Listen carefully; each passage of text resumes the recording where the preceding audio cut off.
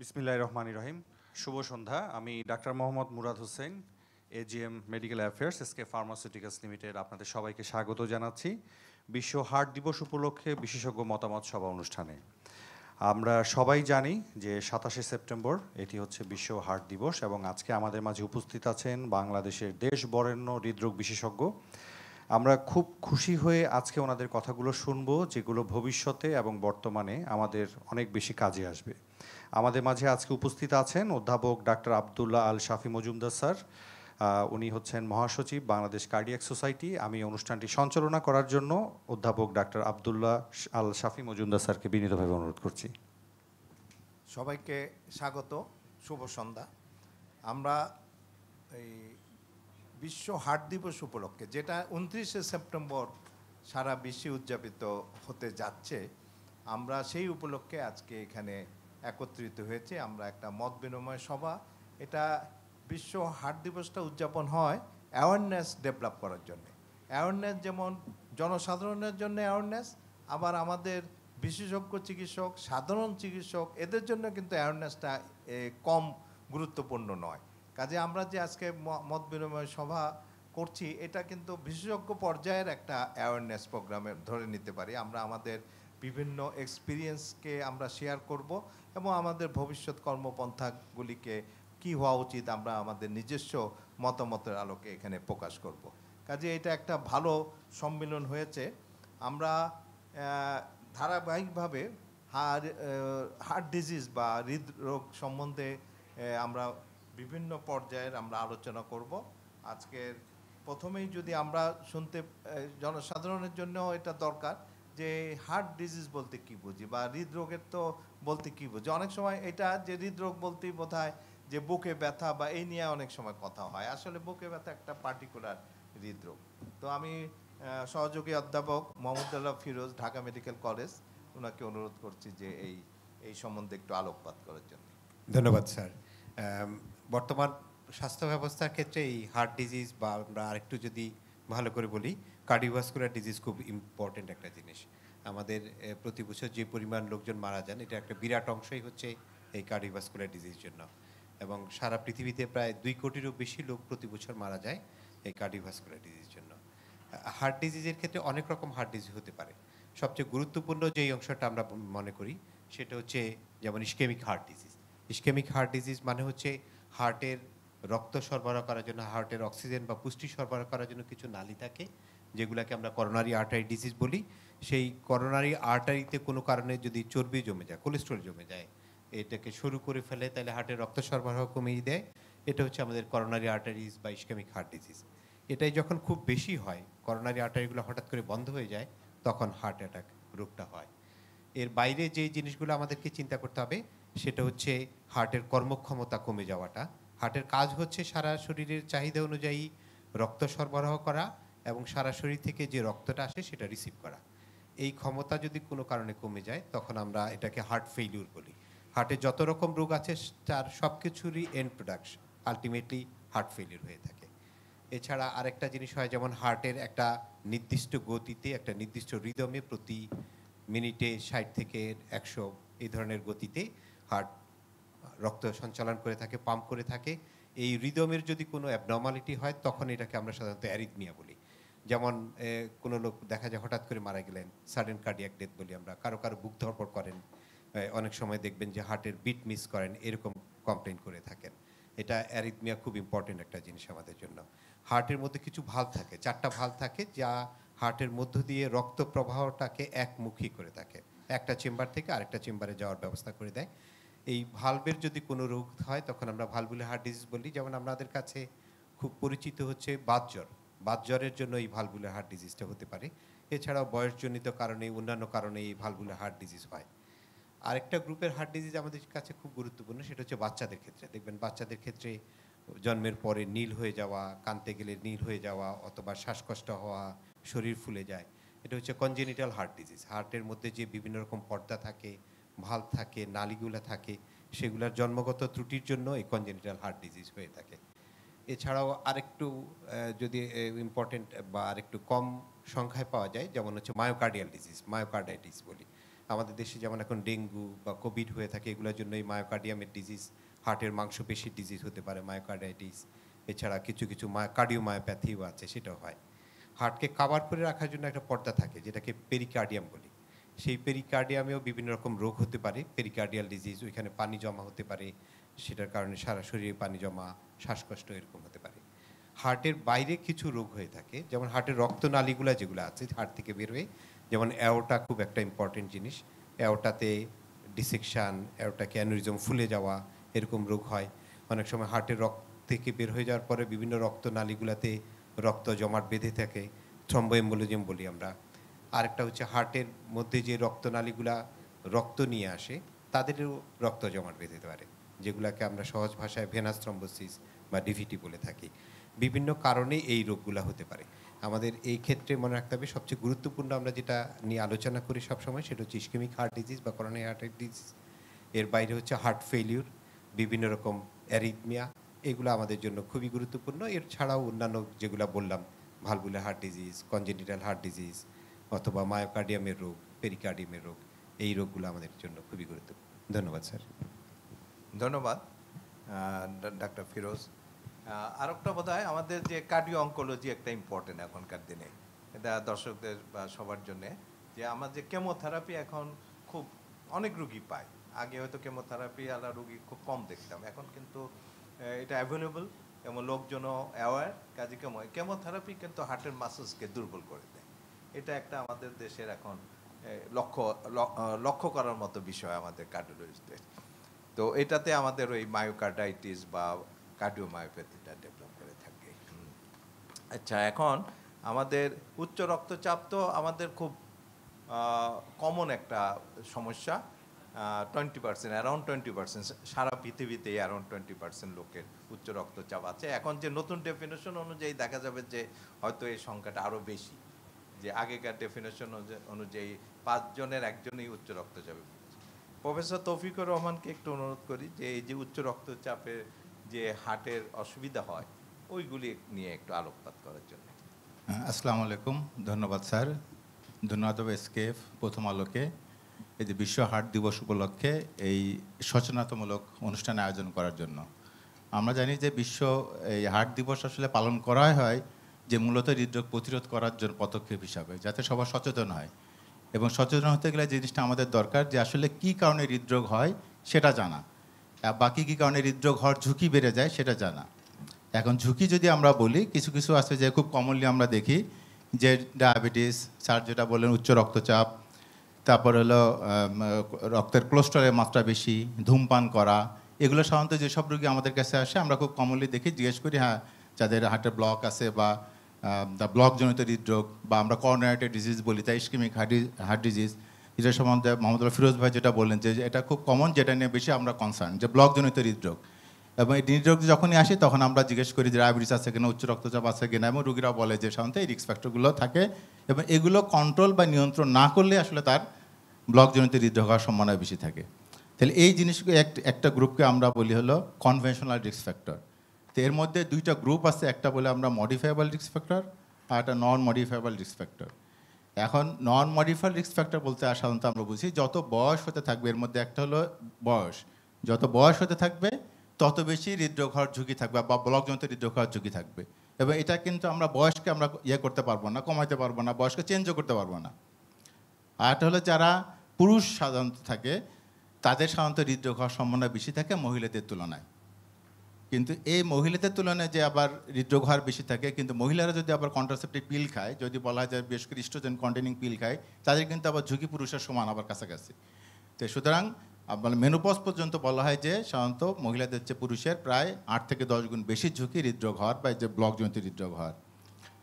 আর একটা বলা family history, যাতে কারো ফ্যামিলিতে যদি দেখা যায় যে কারো আগে হার্টের সমস্যা আছে বলি, মানে বেশ করে ইসকেমিক হার্ট ডিজিজ আছে, কারো হার্ট অ্যাটাক হয়েছে আগে, বা কারো দেখা যাচ্ছে রিং লাগানো আছে বা বাইপাস সার্জারি করা আছে, বা কেউ দেখা যাচ্ছে পরিবারে কেউ বিশেষ করে বাবা মা যদি 55 বছর বয়সে আগে হঠাৎ করে মারা যায়, তাহলে এই যে গ্রুপ যারা আছে তাদের কিন্তু হৃদরোগ হওয়ার সম্ভাবনা অনেক বেশি থাকে। এই জন্য যাদের ফ্যামিলিতে এরকম হৃদরোগ হওয়ার হিস্ট্রি আছে তাদেরকে আসলে আরও বেশি সচেতন হতে হবে। বিশেষ করে তাদের রিস্ক ফ্যাক্টর যেগুলো থাকে সেগুলো ভালো করে কন্ট্রোল করতে হবে, যাতে তার হৃদরোগ হয়ে তার যাতে জটিলতা না হতে পারে সেজন্য তাকে আরও বেশি সাবধান হতে হবে। আর একটা মডিফাইবল রিস্ক ফ্যাক্টর যেগুলো বলা আছে আসলে এই যদি রিস্ক ফ্যাক্টরগুলো আমরা যদি নিয়ন্ত্রণে রাখি তাহলে আমাদের হৃদরোগ হওয়ার সম্ভাবনা অনেকখানি কমে যাবে বা হৃদরোগ হতে পারে, বা এগুলো কন্ট্রোল করলে আমরা কিছুটা মানে ভ্যাকসিনের মতো বলা যায় যে আমাদের হৃদরোগ বা ব্লকজনিত হৃদরোগ হবে না। এর মধ্যে গুরুত্বপূর্ণ হলো যেমন একটা স্মোকিং বা ধূমপান করা। এই ধূমপানের মধ্যে আবার অ্যাক্টিভ প্যাসিভ দুইটাই আছে, যে আমি ধূমপান করলাম অথবা আমার পাশে কেউ ধূমপান করলো সেটাও কিন্তু আমাকে এফেক্ট করবে, সেটা কিন্তু ব্লক হওয়ার সম্ভাবনা থাকবে। এই জন্য আমরা অ্যাক্টিভ এবং প্যাসিভ দুইটা স্মোকিং একে আমরা অ্যাভয়েড করার চেষ্টা করব। আর স্মোকিংয়ের পাশাপাশি একটা যেটা আমরা বলি যে সাধারণত টোবাকো ইউজ, এখন টোবাকো আমরা স্মোকিং আকারে নিতে পারি তামাক, অথবা অনেকে তোমাকে ভিন্ন গোল হিসাবে ব্যবহার করে বা বিভিন্ন ভাষায় নেয়। এখন যেটাই হোক না কেন এই টোবাকো ইউজ করলে আমাদের হৃদরোগ হওয়ার সম্ভাবনা থাকবে। এই জন্য যে কোনো ফর্মে আমরা টোবাকো অ্যাভয়েড করার চেষ্টা করব। ডায়াবেটিস থাকলে তাকে ডায়াবেটিস কন্ট্রোল করতে হবে। তারপর উচ্চ রক্তচাপ থাকলে স্যার যেটা উচ্চ রক্তচাপকে আমাদের কন্ট্রোল করতে হবে, এবং আমরা রক্তের কোলেস্ট্রলের মাত্রা আছে কিনা সেটা চেক করে দেখব। এই কোলেস্ট্রলের মাত্রা সাধারণত আমরা 4টা বলে থাকি, যে টোটাল কোলেস্ট্রল, এইচডিএল, এলডিএল আর ট্রাইগ্লিসারাইড। এর মধ্যে এইচডিএলটা বলা হয় ভালো কোলেস্ট্রল, এটা আবার কম থাকলে রিস্ক বেশি থাকে। আর এলডিএল টোটাল কোলেস্ট্রল বা ট্রাইগ্লিসারাইড যদি বেশি থাকে তাহলে সাধারণত যে ব্লকজনিত হৃদরোগ হওয়ার সম্ভাবনা থাকে। সুতরাং যদি আমাদের কোলেস্ট্রলের মাত্রা বেশি থাকে আমরা এটাকে নিয়ন্ত্রণে রাখার চেষ্টা করব। আর একটা যেটা আমাদের গুরুত্বপূর্ণ সেটা হলো সেডেন্টারি লাইফস্টাইল। আমরা অনেকে বসে বসে কাজ করি, আমরা অ্যাক্টিভ না লাইফে, আমাদেরকে অ্যাক্টিভ হতে হবে। এবং অ্যাক্টিভিটি এখন অনেক সময় বলা আছে যে অ্যাক্টিভিটি হওয়ার জন্য কেউ বলছে যে স্মার্ট ওয়াচ বা স্মার্টফোনে সাধারণত বলা 8000 স্টেপ যদি আমরা টার্গেট ঠিক করে রাখি যে আমাদের প্রতিদিন কোনো এইগুলো অ্যাচিভড হলো কি না সেটা আমরা দেখতে পারি যে আমাদের প্রতিদিন 8000 স্টেপ হাঁটা হচ্ছে কি না, তাহলে মোটামুটি বলতে পারবো যে আমরা মোটামুটি অ্যাক্টিভ লাইফ লিড করতেছি, আমাদের হৃদরোগের সম্ভাবনা কমে যাবে। এছাড়া বলছে যারা ওবেসিটি, যাদের ওজন বেশি, যদি ওজন বেশি থাকে তাদের হলে হৃদরোগ হওয়ার সম্ভাবনা বেশি থাকবে। যে মেটাবলিক সিন্ড্রোম একটা কথা বলি আমরা, যাদের উচ্চ রক্তচাপ হওয়া, ডায়াবেটিস হওয়া এবং ব্লকজনিত হৃদরোগ হওয়ার সম্ভাবনা বেশি থাকবে। এবং বলা আছে স্ট্রেস একটা রিস্ক ফ্যাক্টর ইসকেমিক হার্টের জন্য, যদি আমি বেশি দুশ্চিন্তা করি, স্ট্রেস আমাকে হৃদরোগ করার সম্ভাবনা থাকবে। আর বল যদি পর্যাপ্ত যে কেউ যদি ঘুম না দেয়, না ঘুমায়, আমাদের বলা আছে অ্যাডাল্ট পার্সন হিসেবে প্রতিদিন 6 থেকে 9 ঘন্টা বা 8 ঘন্টা বলা হয় যে প্রতিদিন ঘুমটা জরুরি। তো এটা যদি না হয় তাহলে হৃদরোগের ঝুঁকি বেড়ে যাবে। এছাড়াও দেখা যাচ্ছে অনেক ইয়ং পেশেন্ট আমরা পাই যাদের আসলে এই ধরনের কোনো ধরনের রিস্ক ফ্যাক্টর আসলে নাই, তখন আমাদেরকে কিছু কিছু রিস্ক ফ্যাক্টর খুঁজতে হয়, এগুলোকে অনেক সময় নোবেল রিস্ক ফ্যাক্টর বলে। সেই রিস্ক ফ্যাক্টরগুলো দেখা যায় কারো কারো আছে, এর মধ্যে হোমোসিস্টিন যেটা বলে বা ফিব্রিনোজেন এটা আছে, এগুলো আমরা একটু চেক করে দেখি, লাইপোপ্রোটিন বলে, এগুলো আমরা চেক করে দেখি যে আসলে এই ধরনের রিস্ক ফ্যাক্টর আছে কিনা, তখন আমরা চেক করি। ধন্যবাদ সবাইকে। ধন্যবাদ অধ্যাপক তৌফিকুর রহমান। তৌফিকের আর একটা পরিচয় আছে যে সে এই অ্যাওয়ারনেস ডেভেলপ করার জন্য বেশ কিছু বই সে লিখেছে, যেটা আমাদের অনেক উপকারী লেখা ওখানে আছে, সেটা একটা আলাদা তার পরিচয়। তো তৌফিক তো অনেক ডিটেলস বললো। এখন আমরা যদি প্রফেসর একিউম রেজার কাছে যাই, এই উচ্চ রক্তচাপ নিয়ে যে কথাটা তৌফিক উঠেছিল সেটা হার্টের উপরে অনেক ইম্প্যাক্ট করে এবং হার্ট রিলেটেড অন্যান্য জায়গাতেও ভ্যাসেসের উপরে, এটা নিয়ে যদি প্রফেসর রেজার কিছুটা বলেন। ধন্যবাদ। কার্ডিওভাস্কুলার ডিজিজ এটা বিশ্বের 1 নম্বর ঘাতক ডিজিজ।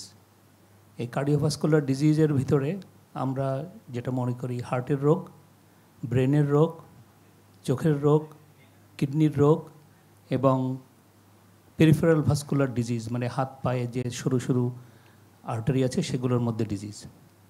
কাজেই এই কার্ডিওভাস্কুলার ডিজিজের মধ্যে সবচেয়ে বেশি কিছু রিস্ক ফ্যাক্টর, কারণ সবাই তো হৃদরোগ নিয়ে জন্মগ্রহণ করে না, সবার হার্ট ভালোই থাকে, কিন্তু পরবর্তীতে তারা এই হার্টের সমস্যা নিয়ে আমাদের কাছে আসেন।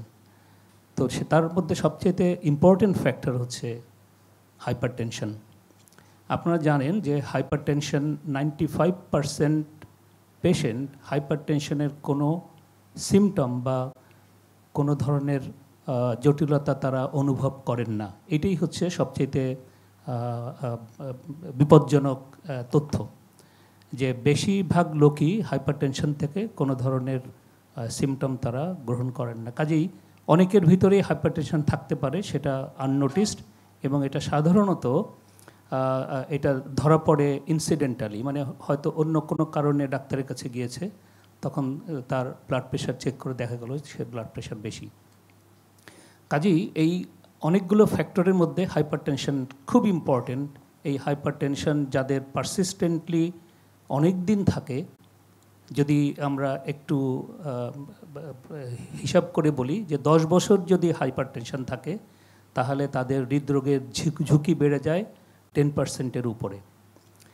কাজে এটা আমাদের খুব সাবধানে আমাদের এটা দেখা উচিত প্রত্যেকের কারো হাইপারটেনশন আছে কি না। এখন হাইপারটেনশন থেকে কিভাবে হৃদরোগ হয় সেটা আমি একটু বলতে চাচ্ছি।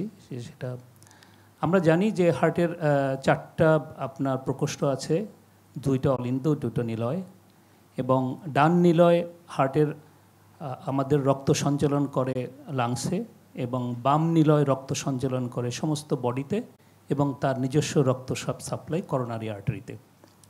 যদি কারো হাইপারটেনশন থাকে তাহলে এই বাম নিলয়ের একটা প্রচণ্ড চাপের এগেনস্টে অনেক দিন যাবৎ কাজ করতে করতে তার যেটা হয় যে তার যে বাম নিলয়টা বা ভেন্ট্রিকলটা মোটা হয়ে যায়, সেটাকে আমরা বলি হাইপারটেনসিভ হার্ট ডিজিজ। এর থেকে অনেক ধরনের জটিলতা আস্তে আস্তে তৈরি হয়, যেমন হাইপারটেনসিভ হার্ট ডিজিজের পরে তার হাইপারট্রফির পরে তার লেফট অ্যাট্রিয়াম বা লেফট সাইডে যে আপনার সেটা আস্তে আস্তে ডাইলেট করতে থাকে। তো সেই ডাইলেটেশনের, লেফট অ্যাট্রিয়াল ডাইলেটেশনের কারণে তার একটা অ্যারিথমিয়া তৈরি হয় খুব কমন, যেটা হচ্ছে আমরা অ্যাট্রিয়াল ফিব্রিলেশন বলি। এবং এই অ্যাট্রিয়াল ফিব্রিলেশন থেকে অনেক ধরনের ঝুঁকি তৈরি হয়, সেটা হচ্ছে হার্ট ফেলোর থেকে শুরু করে আপনার অ্যারিথমিয়া এবং থ্রোম্বোএম্বোলিজম, যে আপনার ছোট ছোট রক্তকণিকা ব্রেনে যে আটকে যে স্ট্রোক হতে পারে। তারপরে যেটা হয় যে এই হাইপারট্রফি হওয়ার পরে এটা আস্তে আস্তে হার্ট ফেলোরের দিকে যেতে থাকে। প্রথমে যেটা হয় সেটা হচ্ছে ডায়াস্টোলিক হার্ট ফেলোর, অথবা আমরা যেটাকে বলি heart ফেলোর with preserve ejection fraction. এবং গ্র্যাজুয়ালি যদি এটা আনট্রিটেড থাকে তাহলে আস্তে আস্তে এই হার্টটা মোটা হতে শুরু করে, তারপরে আস্তে আস্তে এটা ডাইলেট করতে থাকে, এবং ডাইলেট করে যখন যায় তখন আরেক ধরনের হার্ট ফেলোর তৈরি হয়, সেটা হচ্ছে heart ফেলোর with reduced ejection fraction. এবং এই হার্ট ফেলোর যখন হয় তখন লাংসে পানি চলে আসে, ডান দিকের নিলয়টা সেটাও আস্তে আস্তে ফেল করতে থাকে, এবং পেশেন্ট তার পায়ে পানি এবং শরীরে পানি এবং শ্বাসকষ্ট অনুভব করতে থাকে। কাজে এইটা হচ্ছে যে আমাদের হাইপারটেনশন কন্ট্রোল না করলে এই ধরনের প্রবলেমগুলো আমরা ফেস করব। তারপরে যেটা হবে সেটা হচ্ছে যে হাইপারটেনশন থেকে অ্যারিথমিয়া, এটা বলেছি, এটা হতে পারে। এবং হাইপারটেনশন থেকে হার্টের যে বড় রক্তনালী আছে সেই রক্তনালীগুলো আস্তে আস্তে ডাইলেট করতে থাকে, এবং সেটা অ্যানিউরিজম হতে পারে। এবং সবচেয়ে ভয়াবহ ব্যাপার যেটা, সেটা হচ্ছে যে হার্টের যে নিজস্ব রক্তনালী, সেই রক্তনালীর ভিতরে এন্ডোথেলিয়াল ইনজুরি হয়, এবং সেইখানে আপনার রক্তনালীতে ব্লক তৈরি করার জন্যে হার্ট হাইপারটেনশন একটা ফ্যাক্টর হিসেবে দায়ী। এবং এটা যদি হয় তাহলে তো আমরা জানি করোনারি আর্টারি ডিজিজ বা বুকে ব্যথা, হার্ট অ্যাটাক, এগুলো হতে পারে। এর বাইরে যেটা হতে পারে যে বড় বড় রক্তনালী, যেমন আপনার ব্রেনের রক্ত সাপ্লাই যেটা হয়, সেখানে যদি এই পারসিস্টেন্ট হাইপারটেনশন থাকে, সেখানে ছোট ছোট আর্টারিগুলো ডিজিজ হতে থাকে, সেগুলো আস্তে আস্তে ব্রেনের রক্ত সঞ্চালন কমিয়ে দিতে পারে, থ্রোম্বোএম্বোলিজম হতে পারে, এবং মানুষের মেমোরি কমে যেতে পারে, এবং আপনার স্ট্রোক হতে পারে, যেমন প্যারালাইসিস।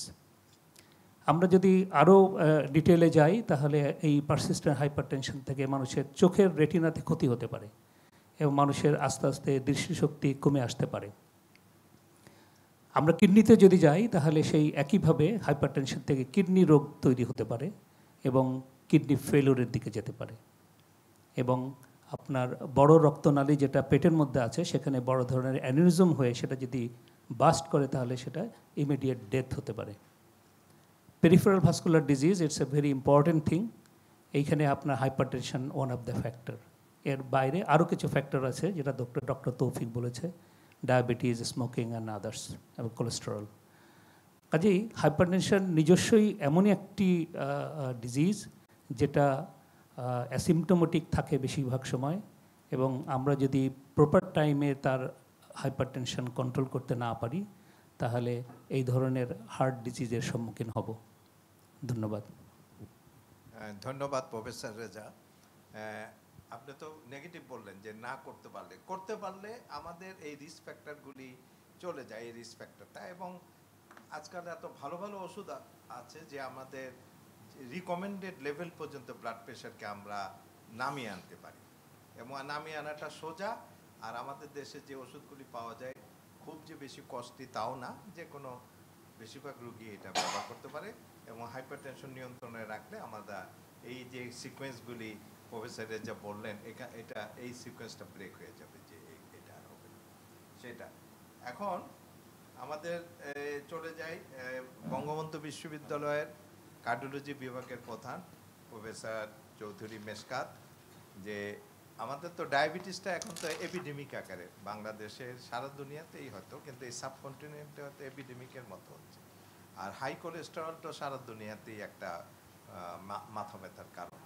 এই ডায়াবেটিস এবং হাই কোলেস্টেরল, উচ্চ কোলেস্টেরল, এটা কিভাবে হার্টকে এফেক্ট করে, এটা যদি আপনি একটু বুঝিয়ে দেন সবাইকে। ধন্যবাদ স্যার, ধন্যবাদ প্রথম আলো এবং এসকেএফ ফার্মাসিউটিক্যাল কোম্পানিকে আজকের এই সচেতনতামূলক আলোচনার উদ্যোগ নেওয়ার জন্য। ডায়াবেটিস ঠিকই বলেছেন স্যার, বিশেষ করে আমাদের এই উপমহাদেশে মহামারীর মতোই এর প্রকোপ বেড়ে গিয়েছে।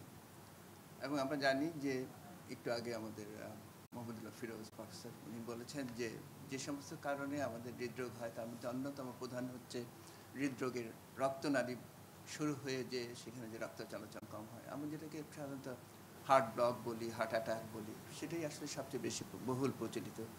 সেই বহুল প্রচলিত রোগ যেই কারণে হয়, প্রফেসর তৌফিক বলেছেন যে তার মধ্যে ডায়াবেটিস, হাইপারটেনশন, কোলেস্টেরল অন্যতম। আর সেইখানে যদি ডায়াবেটিস এবং কোলেস্টেরল দুটো একই সাথে থাকে, তাহলে তারা তো দুই দুষ্ট কুশীলব একসাথে, মানে তারা তো পার্টনার ইন ক্রাইম হয়ে যায়, তখন ক্ষতির পরিমাণটা অনেক হয়ে যায়। কেন ডায়াবেটিসের সাথে আবার এই কোলেস্টেরলটা বেশি থাকে, সেটারও কিছু সূত্র আছে। যেমন আমরা জানি যে ইনসুলিন একটি হরমোন, যেটার আধিক্য কিংবা স্বল্পতার কারণেই ডায়াবেটিস হয়ে থাকে। আবার এই কারণে ইনসুলিন এমনই একটা হরমোন যার জন্য কোলেস্টেরলের পরিমাণের মাত্রা বেড়ে যেতে পারে। কাজে তারা একই মানে কমন সয়েল হাইপোথিসিস যদি আমরা ধরি, তাহলে একই মাটিতে উঠে আসার দুইটা রিস্ক ফ্যাক্টর কিন্তু একসাথে, ডায়াবেটিস এবং কোলেস্টেরল। এছাড়া আমরা জানি যে যেটাকে আমরা মেটাবলিক সিনড্রোম বলি, যেখানে মেদবহুল, বাহুল্য, উচ্চ রক্তচাপ, ডায়াবেটিস এবং কোলেস্টেরল, এই চারটা জিনিসও আবার একসাথে থাকে। কাজে ডায়াবেটিস সেই অর্থেই যে একেবারে যেন বসেই থাকে রক্তনালীগুলোকে বন্ধ করার জন্য, যার জন্য 1999 সালে প্রথম যখন উচ্চারিত হয় এই স্লোগানটি যে কোনো ব্যক্তির ডায়াবেটিস হলে তাকে এভাবেই বিবেচনা করতে হবে যেন তার একটা হৃদরোগ হয়ে গেছে। এবং 2001 সালে আমেরিকান হার্ট অ্যাসোসিয়েশন যখন এটাকে প্রত্যয়ন করলো যে তাহলে তো ডায়াবেটিক হলে পরে ডায়াবেটিক রোগীকে এমনভাবেই চিকিৎসা করতে হবে যেন একজন হার্টের রোগীর হার্ট অ্যাটাক হওয়ার পর যে সমস্ত মেজার নেওয়া হয়, যে সমস্ত ব্যবস্থা নেওয়া হয় যা তার পরবর্তী হৃদরোগ প্রতিরোধ করার জন্য একই ব্যবস্থা নেওয়া উচিত। সেই জন্যই ডায়াবেটিস এবং কোলেস্টেরল এই ইস্যুটা আসলে অত্যন্ত গুরুত্বপূর্ণ। তো আমি তো স্যার বললাম কী জন্য তারা দুইটা একইভাবে যুক্ত। তো কিভাবে আমরা এই কোলেস্টেরলটাকে নিয়ন্ত্রণ করতে পারি ডায়াবেটিসের জন্য? আপনি স্যার যথার্থই বলেছেন, ডায়াবেটিস আসলে হৃদরোগের, ডায়াবেটিক রোগীদের 80% মারা যায় আসলে হৃদরোগ কিংবা রক্তনালীর রোগের জন্য। এবং এখন আমরা জেনে গেছি যে ডায়াবেটিক পপুলেশনের অ্যাটলিস্ট 1/3 লোকের কিছু না কিছু অ্যাথেরোস্ক্লেরোটিক হার্ট ডিজিজ থাকে। সেই জন্য আমরা কোলেস্টেরলটাকে খুব বেশি নিয়ন্ত্রণ করতে চাই। আসলে ডায়াবেটিস নিয়ন্ত্রণ সম্পর্কে কিন্তু ABC যে শব্দটা, স্লোগানটা বলা হয়, এ হলো হিমোগ্লোবিন A1C, যেখানে ডায়াবেটিস কন্ট্রোলের কথা বলা হয়, পাশাপাশি B হলো ব্লাড প্রেশার কন্ট্রোল এবং C হলো কোলেস্টেরল কন্ট্রোল। ডায়াবেটিস যখনই একজন ডায়াবেটিক রোগীর পরিচর্যা নিতে আমরা শুরু করি, এবং যেমনটি আমি বলেছি যে তাকে ধরেই নিতে হবে সে যেন বসে আছে একটা হৃদরোগের অ্যাটাক হওয়ার জন্য কিংবা হৃদরোগের নালী শুরু হওয়ার জন্য। এবং একই কারণে ABCর উপর আমাদের জোর দিতে হবে অনেক বেশি। যত না তার ব্লাড সুগার কন্ট্রোল ইম্পর্টেন্ট, তার চেয়েও হয়তো বেশি ইম্পর্টেন্ট কোলেস্টেরল নিয়ন্ত্রণ করা এবং ব্লাড প্রেশার নিয়ন্ত্রণ করা। সেই জন্য ডায়াবেটিক রোগীর জন্য কোলেস্টেরলের যে মাত্রা নির্ধারণ করা হয়, সেই নির্ধারিত মাত্রা কিন্তু সাধারণ মানুষের মতো নয়। এই নির্ধারিত মাত্রাও আবার কিন্তু তাদের মধ্যেও ভাগ করা হয়েছে। যেমন যেই রোগীটির ডায়াবেটিস এবং তার হৃদরোগের কিছু লক্ষণ দেখা দিয়েছে, হৃদরোগের লক্ষণ ছাড়াও যদি তার কিছু আনুষঙ্গিক রোগ থাকে, যেমন ব্রেইনের কোনো রোগ কিংবা স্লিপ অ্যাপনিয়ার মধ্যে কোনো রোগ থাকে, সে সমস্ত ক্ষেত্রে এই সমস্ত পেশেন্টদের কিন্তু উচ্চ ঝুঁকির মধ্যেই ধরা হয়।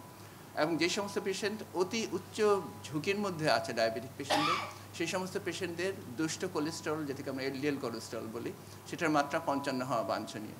সেই জন্য যখনই কোনো ডায়াবেটিক রোগী আমাদের কাছে আসে এবং সে বলে, তাকে প্রশ্ন করা হয় যে আপনার কোলেস্টেরল কেমন, স্যার কোলেস্টেরল ভালো আছে, তাদেরকে স্পষ্টভাবে এই জিনিসটাই বলে দিতে হবে যে একজন সাধারণ মানুষের কোলেস্টেরলের মাত্রা এবং আপনার ডায়াবেটিক রোগী হিসেবে আপনার মাত্রা ঠিক না, এবং আপনাকে নাম্বারটা জানতে হবে, মানে আপনাকে সত্যি সত্যি নাম্বারটাই জানতে হবে যে কত দুষ্ট কোলেস্টেরল কিংবা এলডিএল কোলেস্টেরলের মাত্রাটা কতটুকু। এবং তার চিকিৎসক আসলে নির্ধারণ করবেন যে একজন ডায়াবেটিক পেশেন্ট সে মধ্যম ঝুঁকির মধ্যে নাকি উচ্চ ঝুঁকির মধ্যে নাকি অতি উচ্চ ঝুঁকির মধ্যে। যদি সে উচ্চ ঝুঁকির মধ্যে থাকে, যেমন তার অন্যান্য কোনো যদি সাইন থাকে, যেমন 10 বছর ধরে ডায়াবেটিস হয়ে গেছে এবং তার ডায়াবেটিসের সাথে আরও একটা ঝুঁকিপূর্ণ জিনিস যেমন হাইপারটেনশন কিংবা স্মোকিং আছে, তাদের আমরা উচ্চ ঝুঁকির মধ্যে ধরি। তার মাত্রাটা কিন্তু দুষ্ট কোলেস্টেরল কিংবা এলডিএল কোলেস্টেরলের মাত্রা 70-এর নিচে হওয়া উচিত। এবং সব ডায়াবেটিস রোগীর জন্যই এলডিএল কোলেস্টেরলের মাত্রা 100-র নিচে হওয়া উচিত। এটার বিপরীতে আবার বলা হয় যে তার প্রথমে যেই কোলেস্টেরলের মাত্রাটা ছিল সেটা অর্ধেক হওয়া বাঞ্ছনীয়। এবং এইটার জন্য কি করা যেতে পারে?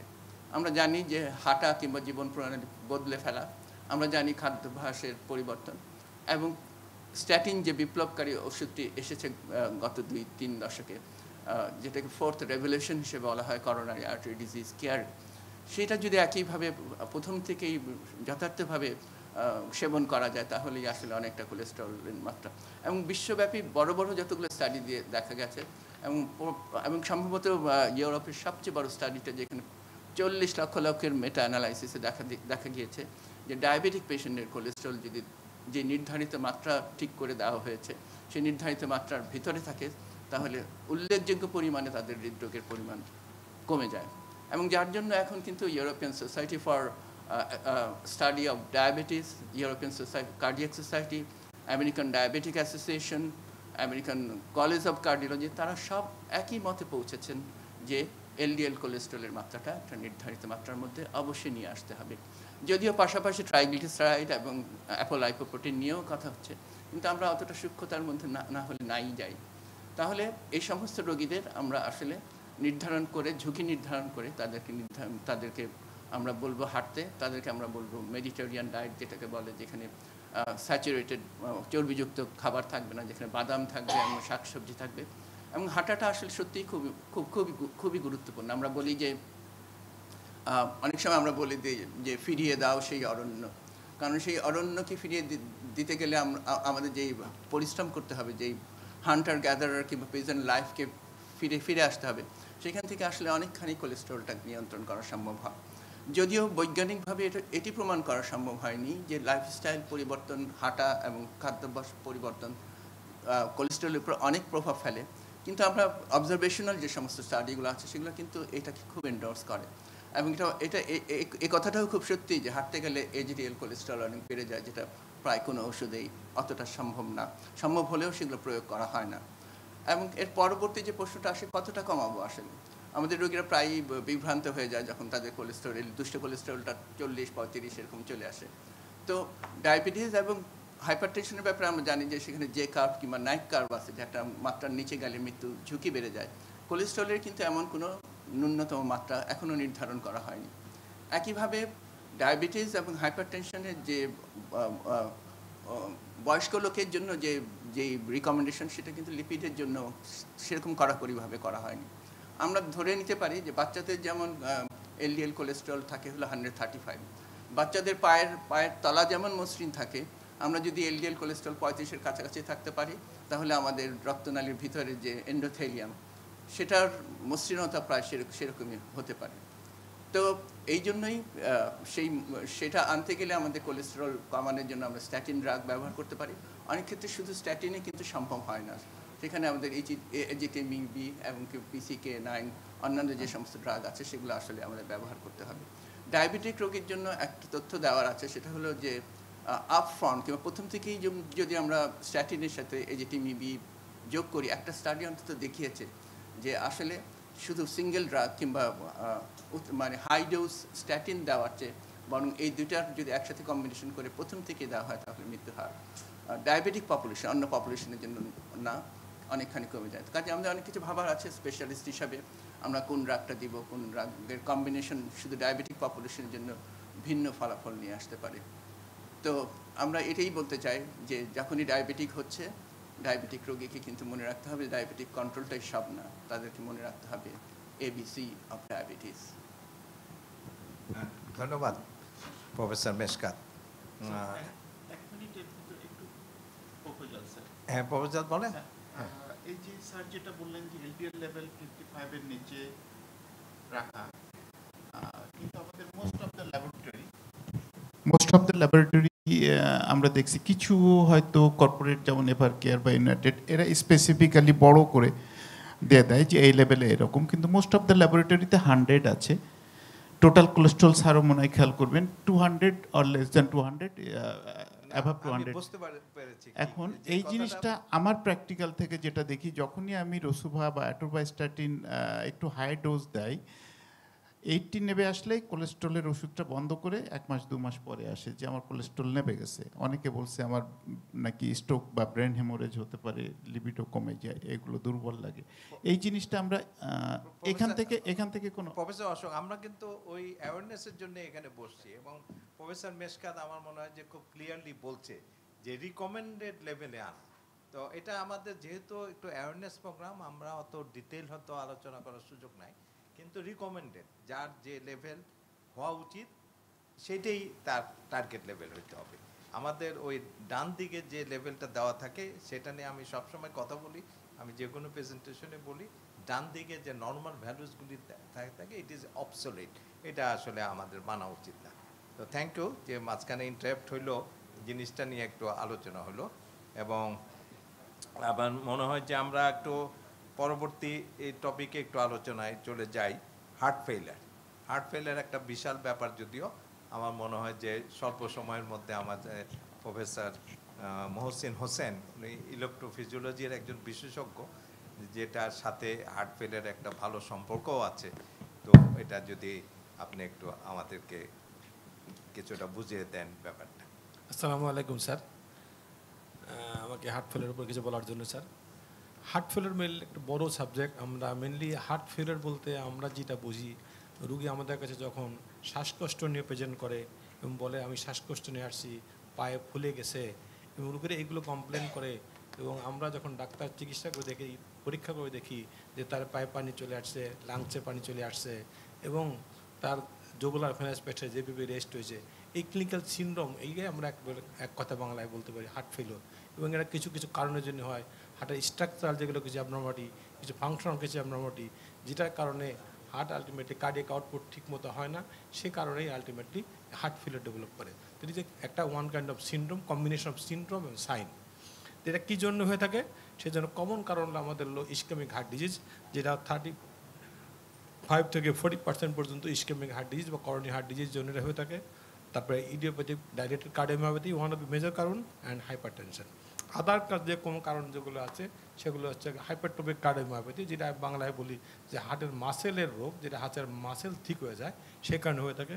আরেকটা আছে রেস্ট্রিক্টেড কার্ডিওমায়োপ্যাথি, যেটাও একটা হার্টের রোগ।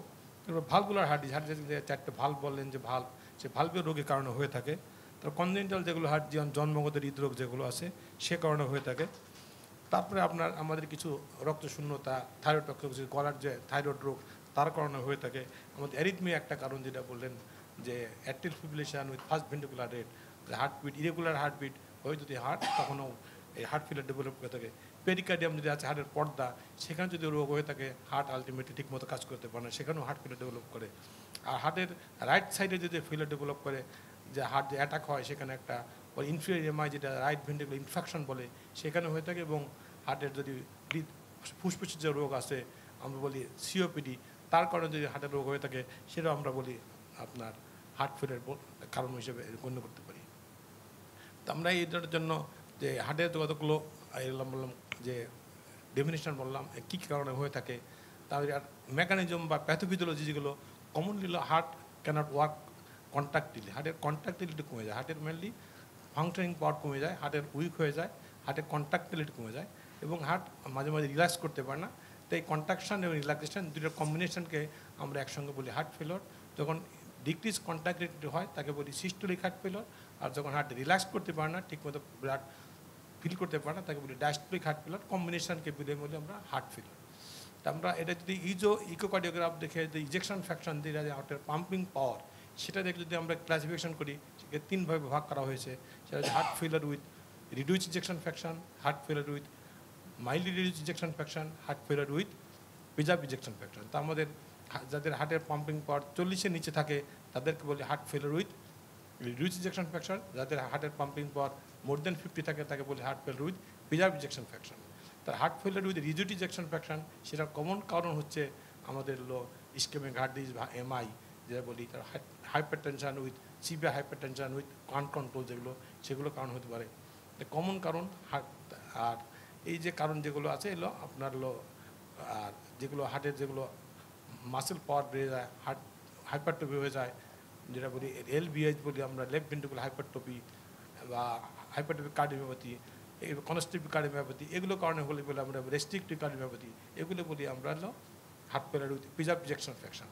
তো এই সবগুলো আপনার হার্ট ফেলিওরের ক্লাসিফিকেশন বলে থাকি। আমরা এগুলো যদি করতে গেলে কিছু ইনভেস্টিগেশনের মাধ্যমে আমরা ধরতে পারি। প্রথমে আমরা কিছু ইনভেস্টিগেশন সিম্পল একটা ইসিজি দিয়ে আমরা ধরতে পারি। ইসিজি করলে আমরা দেখি সাইনাস টেকাইডিয়া পেতে পারি, হার্ট রেট বেশি। ইসিজি করে দেখি যে একটা প্রিভিয়াস একটা হার্ট অ্যাটাক হয়ে গেছে।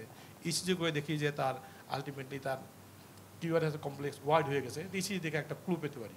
তারপরে আমরা সিম্পল একটা এক্সরে করতে পারি, এক্সরে দেখে হার্ট অনেক বড় হয়ে গেছে এবং লাংসে দেখি যে আপনার অনেক পানি জমে গেছে, এটা এক্সরে দিয়ে একটা অনুমান করতে পারি। তারপরে আমরা ইকোকার্ডিওগ্রাফে দেখে সিম্পলি আমরা তখন কনফার্ম করতে পারি যে তার হার্টের পাম্পিং পাওয়ার কত, সেটার মাইল্ডলি রিডিউস ইজেকশন ফ্র্যাকশন আর হার্টের ইজেকশন ফ্র্যাকশন নর্মাল আছে কিন্তু হার্ট ফেলিওর ডেভেলপ করছে, সেটা দিয়ে করতে পারি আমরা। আর একটা হার্টের একটা ব্লাড টেস্ট আছে NT-proBNP, এটা দেখে আমরা কনফার্ম করতে পারি যে পেশেন্টের হার্ট ফেলিওর ডেভেলপ করছে কিনা। তো এটা রোগ কতগুলো বেসিক ইনভেস্টিগেশন করে আমরা কিছু স্পেসিফিক কিছু সিলেক্টেড পেশেন্টের কিছু ইনভেস্টিগেশন আছে সেগুলো করে আমরা ধরতে পারি। সেগুলো স্পেসিফিক রোগের জন্য প্রযোজ্য, যে অ্যাঞ্জিওগ্রাম করতে পারি, কিছু কিছু টেস্ট আছে সেগুলো দিয়ে আমরা হার্টের এগুলো করা সম্ভব। আর যদি আমরা এটা চিকিৎসার ক্ষেত্রে বলতে চাই, সেক্ষেত্রে আমরা মেনলি রোগীর লাইফস্টাইল মডিফিকেশান, তাকে মেনলি ফ্লুইড পানি জমা যেটা, এটাকে পানি কিছু রেস্ট্রিক্ট করে দিতে হবে, যে পানিটা কম খেতে হবে। আর তার কিছু যে ওষুধ যেগুলো আছে তার মধ্যে আছে কিছু ফার্মাকোলজিক্যাল ওষুধ আর কিছু নন ফার্মাকোলজিক্যাল।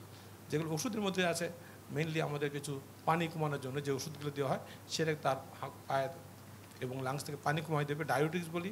আর কিছু 4টে ড্রাগ আছে, 4 ফ্যান্টাস্টিক ড্রাগ, ওই 4টে ড্রাগ যদি আমরা ইউজ করি তাহলে তার রোগীর মৃত্যুর ঝুঁকিটাও অনেক কমে আসে। তার মধ্যে 1 নম্বর ড্রাগ হচ্ছে আপনার বেটা ব্লকার, 2 নম্বরে আছে এসি ইনহিবিটর আর আর্নি, 3 নম্বরে আছে MRA, আর 4 নম্বরে SGLT inhibitor. This are 4 drug, এই 4টে ড্রাগ ইউজ করি তাহলে আমরা রোগীর মর্টালিটি বেনিফিট বা তার মৃত্যু ঝুঁকিটাও কমে আসে। এগুলো ফার্মাকোলজিক্যাল। আর নন ফার্মাকোলজিক্যাল যেগুলো ওষুধ দেওয়ার পরেও রোগীর ইমপ্রুভ হচ্ছে না, শ্বাসকষ্ট বেড়ে যাচ্ছে, তখন তাদেরকে আমরা আপনার কিছু ডিভাইস থেরাপি দিয়ে হার্ট ফেলিওরকে উন্নত করতে পারি। সেগুলোকে বলে 3 তারের পেসমেকার বাংলা বলি, আমরা আমাদের মেডিকেল টার্মে বলি CRT-D অথবা বাইভেন্ট্রিকুলার পেসমেকার। আর একটা আপনি ICD ইমপ্লান্ট করতে পারি যাতে রোগীকে সাডেন মৃত্যুর ঝুঁকি থেকে রোগী মুক্ত পাবে। তো এইটাই সংক্ষেপে আমি হার্ট ফেলিওর সম্পর্কে বললাম। Thank you very much sir. ধন্যবাদ প্রফেসর মহসিন। আসলে হার্ট ফেলিয়ার তো end presentation of all the heart diseases, whether it is hypertensive, ischemic, valvular, মানে হার্ট ফেলিয়ারটা দিয়েই রোগীর শেষ আসবে এবং that will be the cause of the mortality. সার্ভাইভালটা কীরকম হবে এটা হার্ট ফেলিয়ারের উপর নির্ভর করবে। তো সুন্দরভাবে ডেসক্রিপশন দেওয়ার জন্য প্রফেসর মহসিনকে ধন্যবাদ। আমরা এখন আরেকটা টপিক যেটা আমাদের দেশে একসময় খুব প্রিভ্যালেন্ট ছিল, বাতজ্বর। আমরা যখন আজ থেকে 40 বছর আগের কথা, তখন প্রত্যেক মেডিসিন ওয়ার্ডে বাতজ্বরের রোগী ভর্তি ছিল এবং বাতজ্বরের থেকে বাতজ্বরের এই ভাল্বগুলি এফেক্টেড। এখনও আমরা বাতজ্বর এবং বাতজ্বরজনিত হৃদরোগ পাই আমরা এখনও, কিন্তু অতটা কমন না। তো এই বিষয়ে কিন্তু আমাদের ইম্পর্টেন্ট, আমাদের দেশের জন্য ইম্পর্টেন্ট, গ্লোবালিও কিন্তু ইম্পর্টেন্ট। ওয়ার্ল্ড হেলথ অর্গানাইজেশন এই বাতজ্বর নিয়ে কিন্তু অনেক কাজ করছে, বিশেষ করে আফ্রিকা এবং aborigines of the Australia and New Zealand এই এলাকায়। আর আমাদের উপমহাদেশও একদম যে ইরেডিকেট হয়ে গেছে তা তো না। তো এই পর্যায়ে আমাদের এখানে প্রফেসর খালিকুজ্জামান আছেন, তিনি head of the department cardiology sir Salimullah medical college. তুমি যদি একটু বাতজ্বর এবং বাতজ্বরজনিত হৃদরোগ নিয়ে আমাদেরকে একটু কিছু বলেন আপনি। ধন্যবাদ শ্রদ্ধেয় শিক্ষক আব্দুল্লাহ শাফি মজুমদার স্যারকে, একই সাথে সহ আলোচকবৃন্দ যারা এর মধ্যে আমার শ্রদ্ধেয় ভাজন শিক্ষকরা রয়েছেন, সহকর্মীরা রয়েছেন, এবং একই সাথে স্কাইফকে যারা এই সুন্দর একটা অনুষ্ঠানের আয়োজন করেছেন বিশ্ব স্বাস্থ্য দিবসের প্রাক্কালে। তো বাতজ্বর, আসলে বাতজ্বর রোগটা নিয়ে বেশ এর আবিষ্কার কিন্তু অনেক আগে থেকেই, খ্রিস্টপূর্ব আগে থেকে বাতজ্বর সম্পর্কে অনেক আলোচনা হচ্ছিল। তো সমস্যা হচ্ছে বাতজ্বর এবং বাতরোগ এই দুইটাকে গুলিয়ে ফেলা হয়। অনেকে মনে করি যে শরীরে ব্যথা, মাসল ব্যথা, জয়েন্টে ব্যথা, এর সাথে জ্বর অথবা জ্বর ভাব অথবা ভিতরে জ্বর, মনে হয় আমার বাতজ্বর হয়েছে। তো জিনিসটা আসলে ঠিক নয়। আবার একইভাবে বাতরোগের সাথেও এর অনেকটা কনফিউশন তৈরি হয়ে যায়। আবার একই সাথে যে দুটো রোগ থাকবে না সেটাও কিন্তু নয়। সুতরাং বাতজ্বর শনাক্তকরণ এবং এর চিকিৎসা একদিকে সহজ হলেও এর পুঙ্খানুপুঙ্খানুভাবে বিশ্লেষণ করে বাতজ্বরকে নির্ণয় করা আসলেই এক ধরনের কঠিন কাজ। এই জন্যই এই বাতজ্বরটাকে নির্ণয় করার জন্যে বিভিন্ন ধরনের ক্রাইটেরিয়া ফিক্স আপ করে দেওয়া হয়েছে। জোন্স ক্রাইটেরিয়া যেটা 1940 সালে দিয়ে করা হয়, সেটা মডিফাই জোন্স ক্রাইটেরিয়া নাম ধারণ করে। আর আমাদের চেম্বারে অথবা প্র্যাকটিসে অথবা হাসপাতালে আমরা ইএসও টাইটার নামক একটা রক্ত পরীক্ষার কথা শুনতে শুনতে আমরা অনেকটা বিরক্ত হয়ে যাই। এই কারণে যে অনেক রোগীরা এসে বলেন যে ইএসও টাইটার আমার অনেক বেশি, আমার বাতজ্বর হয়েছে, অথবা আমার বাতজ্বরের মাত্রা এত। এটা বোঝানো খুবই মুশকিল হয়ে যায় যে আসলে ইএসও টাইটার বাতজ্বর নিয়ন্ত্রণের ক্ষেত্রে বড় ধরনের কোনো ভূমিকা পালন করে না। অনেকটা যদি আমরা বলতে চাই, অনেকটা এরকম যে নানী শাশুড়ির খালাতো বোনের ননদের মতো এই চিকিৎসা, এই রোগ নির্ণয়ের ক্ষেত্রে ইএসও টাইটারের ভূমিকা। শুধু ESO titer does not mean anything. যদি অন্যান্য লক্ষণ না থাকে, শুধু ইএসও টাইটার কিছুই কোনো গুরুত্ব বহনই করে না। বরঞ্চ আমাদের দেশে স্ট্রেপ্টোকক্কাল সোর থ্রোট হয় নাই, বা গলায় স্ট্রেপ্টোকক্কাস দিয়ে ইনফেকশন হয় নাই এবং তার পরবর্তীতে ইএসও টাইটার বাড়ে নাই, এ ধরনের লোক খুঁজে পাওয়াটাই দুষ্কর হয়ে যাবে। সুতরাং ইএসও টাইটার বড় কোনো ফ্যাক্টর নয়। সুতরাং এই জন্যে সেই ক্রাইটেরিয়াগুলো ফিক্স আপ করে দেওয়া, এগুলো আমাদের আলোচনায় দীর্ঘসূত্রিতার প্রয়োজন পড়বে। তারপরে আমি অতি সংক্ষেপে যদি বলি, মেজর ক্রাইটেরিয়া এবং মাইনর ক্রাইটেরিয়া। মেজর ক্রাইটেরিয়া বলি হার্টের ইনভলভমেন্ট বা কার্ডাইটিস, যেটা 50% ক্ষেত্রে হয়ে থাকে, এবং সর্বাধিক ক্ষেত্রে হয়ে থাকে জয়েন্ট সিমটমগুলো। জয়েন্ট পেইন, একটা বড় জোড়া আক্রান্ত হয়, ফুলে যায়, ব্যথা হয়, ওটা সারতে না সারতেই আরেকটা জোড়া। সেক্ষেত্রে হাঁটু, গোড়ালির উপরের জোড়া, তারপরে কবজি অথবা এলবো, এগুলো সংক্রমিত হয়। তো ব্যথার সাথে সাথে আরও কিছু ধরনের উপসর্গ হয়। চামড়ায় এক ধরনের ফুসকুনি তৈরি হয়, যেগুলোকে আমরা বলি ইরাইথিমা মার্জিনেটাম। সেটা অনেকটা লাল লাল রঙের ফুসকুড়ি, বড় ধরনের ম্যাপ লাইক, অনেকটা মাইগ্রেটিং টাইপ, সাধারণত ট্রাঙ্কে হয় এবং এগুলো সাধারণত চুলকায় না, ব্যথাও করে না। তো এগুলো সাময়িক সময়ের জন্য আসে, আবার চলেও যেতে পারে। তারপরে আমরা বলি যে শরীরের এক ধরনের অনিয়ন্ত্রিত মাংসপেশির স্বেচ্ছাচারিতা, যেগুলো রোগীর নিয়ন্ত্রণের বাইরে, অনেকটা ড্যান্স লাইক মুভমেন্ট হয়। এছাড়াও ওই একই ধরনের রোগী অনেক সময় হঠাৎ করে মানসিকভাবে এক ধরনের অস্থিরতায় পড়ে যান, তার স্কুলে পারফরমেন্স কমে যায়, তার হাত থেকে জিনিসপত্র পড়ে যায়। তো এই ধরনের অনেকগুলো লক্ষণকে আমরা বলছি সিডেনহ্যামস কোরিয়া। আর কিছু কিছু ক্ষেত্রে চামড়ার নিচে, বিশেষ করে এক্সটেন্সিভ সারফেস বলে, একটু দানার মতো তৈরি হয়। এগুলো হচ্ছে সাবকিউটেনিয়াস নোডিউল, এগুলোকে আমরা বলছি মেজর ক্রাইটেরিয়া।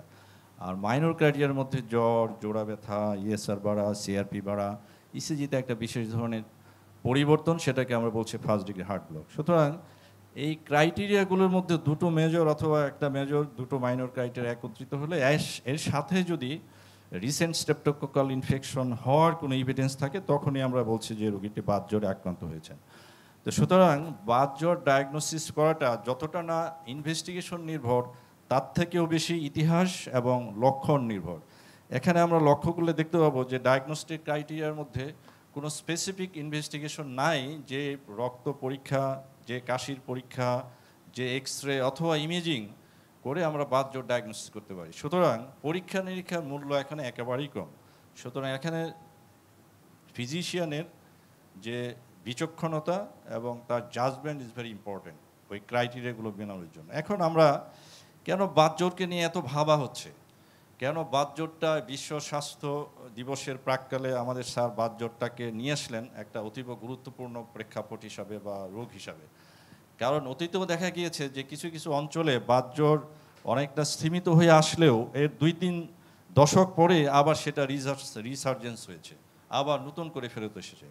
আমাদের দেশেও 80-র দশকে এক্সটেন্সিভ ওয়ার্কস হয়েছে অন বাতজ্বর, জাপানি কারিগরি এবং আর্থিক সহায়তায়। আমাদের স্যারও একসময় বাতজ্বর হাসপাতালের যে সেন্টার রয়েছে তার একজন পরিচালক ছিলেন। ওনার সময়েও বাতজ্বর প্রিভেনশন এবং ট্রিটমেন্টের উপর এক্সটেন্সিভ কাজ হয়েছে। তো ওই সময়টার পরে আমাদের দেশে বাতজ্বর অনেকটা স্থিমিত হয়ে এসেছে। যেখানে আগে আমাদের 1 লক্ষে প্রায় 150-200 মতো আক্রান্ত হতো, এখন মোটামুটিভাবে 30 থেকে 50-এর মতো আক্রান্ত হচ্ছে প্রতি 1 লক্ষে। সেটা অনেকটাই স্বস্তিদায়ক ব্যাপার। কিন্তু একই সাথে অস্বস্তিকর হচ্ছে যে যদি বাতজ্বর হওয়ার যে ব্যাকগ্রাউন্ড, যে প্রিসিপিটেটিং ফ্যাক্টরসগুলো, এগুলো যদি বর্তমান থাকে, এটা আবার যে কোনো সময় নতুন করে এর চেয়েও বেশি বিধ্বংসীভাবে আবির্ভূত হতে পারে। সুতরাং আমাদের দেশের জন্য বর্তমান আর্থিক, সামাজিক এবং অর্থনৈতিক প্রেক্ষাপটে বাতজ্বর অত্যন্ত গুরুত্বপূর্ণ একটা ইস্যু এবং যে কোনো সময় আরও বড় ধরনের ইস্যু হয়ে দাঁড়াতে পারে। এই জন্য আরও ইম্পর্টেন্ট যে বাতজ্বরটা চিকিৎসার থেকেও এর প্রতিরোধটা খুব গুরুত্বপূর্ণ। কারণ প্রতিরোধ সব রোগের ক্ষেত্রে ইম্পর্টেন্ট, কারণ বাতজ্বরের ক্ষেত্রে আরও ইম্পর্টেন্ট। বাতজ্বরের ক্ষেত্রে প্রতিরোধের মাধ্যমে, যেমন একটা বাতজ্বরের চিকিৎসা যদি সঠিক সময় হয়, তাহলে বাতজ্বর থেকে যে লং টার্ম হার্টের ক্ষতি হয়, বিশেষ করে হার্টের ভালভের যে সমস্যা হয়, এগুলো অনেকটাই প্রিভেনশন করা সম্ভব অতি অল্প খরচের মাধ্যমে। আমরা করোনারি আর্টারি ডিজিজ নিয়ে কথা বলছি, যেটা ব্যাপ্তি অনেক বেশি, যেটা প্রিভেনশন ট্রিটমেন্ট অনেক বেশি ব্যয়বহুল। ইভেন এটা প্রতিরোধের কথাও যদি আমরা চিন্তা করি, দীর্ঘমেয়াদী এবং অনেক বড় বাজেট নির্ভর হতে পারে। কিন্তু বাতজ্বরের বেলায় যদি আমরা চিন্তা করি, তাহলে এখানে অল্প পরিশ্রম, অল্প সময় এবং অল্প মেধা এবং অল্প খরচ দিয়ে আমরা একটা বড় ধরনের হৃদরোগের একটা জটিলতা থেকে একটা দেশের মানুষকে আমরা রক্ষা করতে পারি। এজন্যই বাতজ্বরের চিকিৎসা এবং প্রতিরোধটা আমাদের জন্য অত্যন্ত গুরুত্বপূর্ণ। তাহলে প্রতিরোধের জন্য আমরা কি করতে পারি? প্রথম হচ্ছে, আমরা এটাকে বলি যে 2 ভাগে যদি ভাগ করি, প্রাথমিক প্রতিরোধ অথবা প্রথম ধাপের প্রতিরোধ। এই ধাপের প্রতিরোধটা বেসিক্যালি যতটা না আমাদের চিকিৎসকদের, তার থেকেও বেশি রাষ্ট্রীয়, সামাজিক এবং এনজিও এবং অন্যান্য ফোরামের, যাতে করে আমাদের দেশ অর্থনৈতিকভাবে আগায়, আমাদের দেশের এই ওভার ক্রাউডিং, ঘনবসতিপূর্ণ সমস্যাগুলো আমরা এড়িয়ে চলতে পারি, আমাদের দেশে মানুষের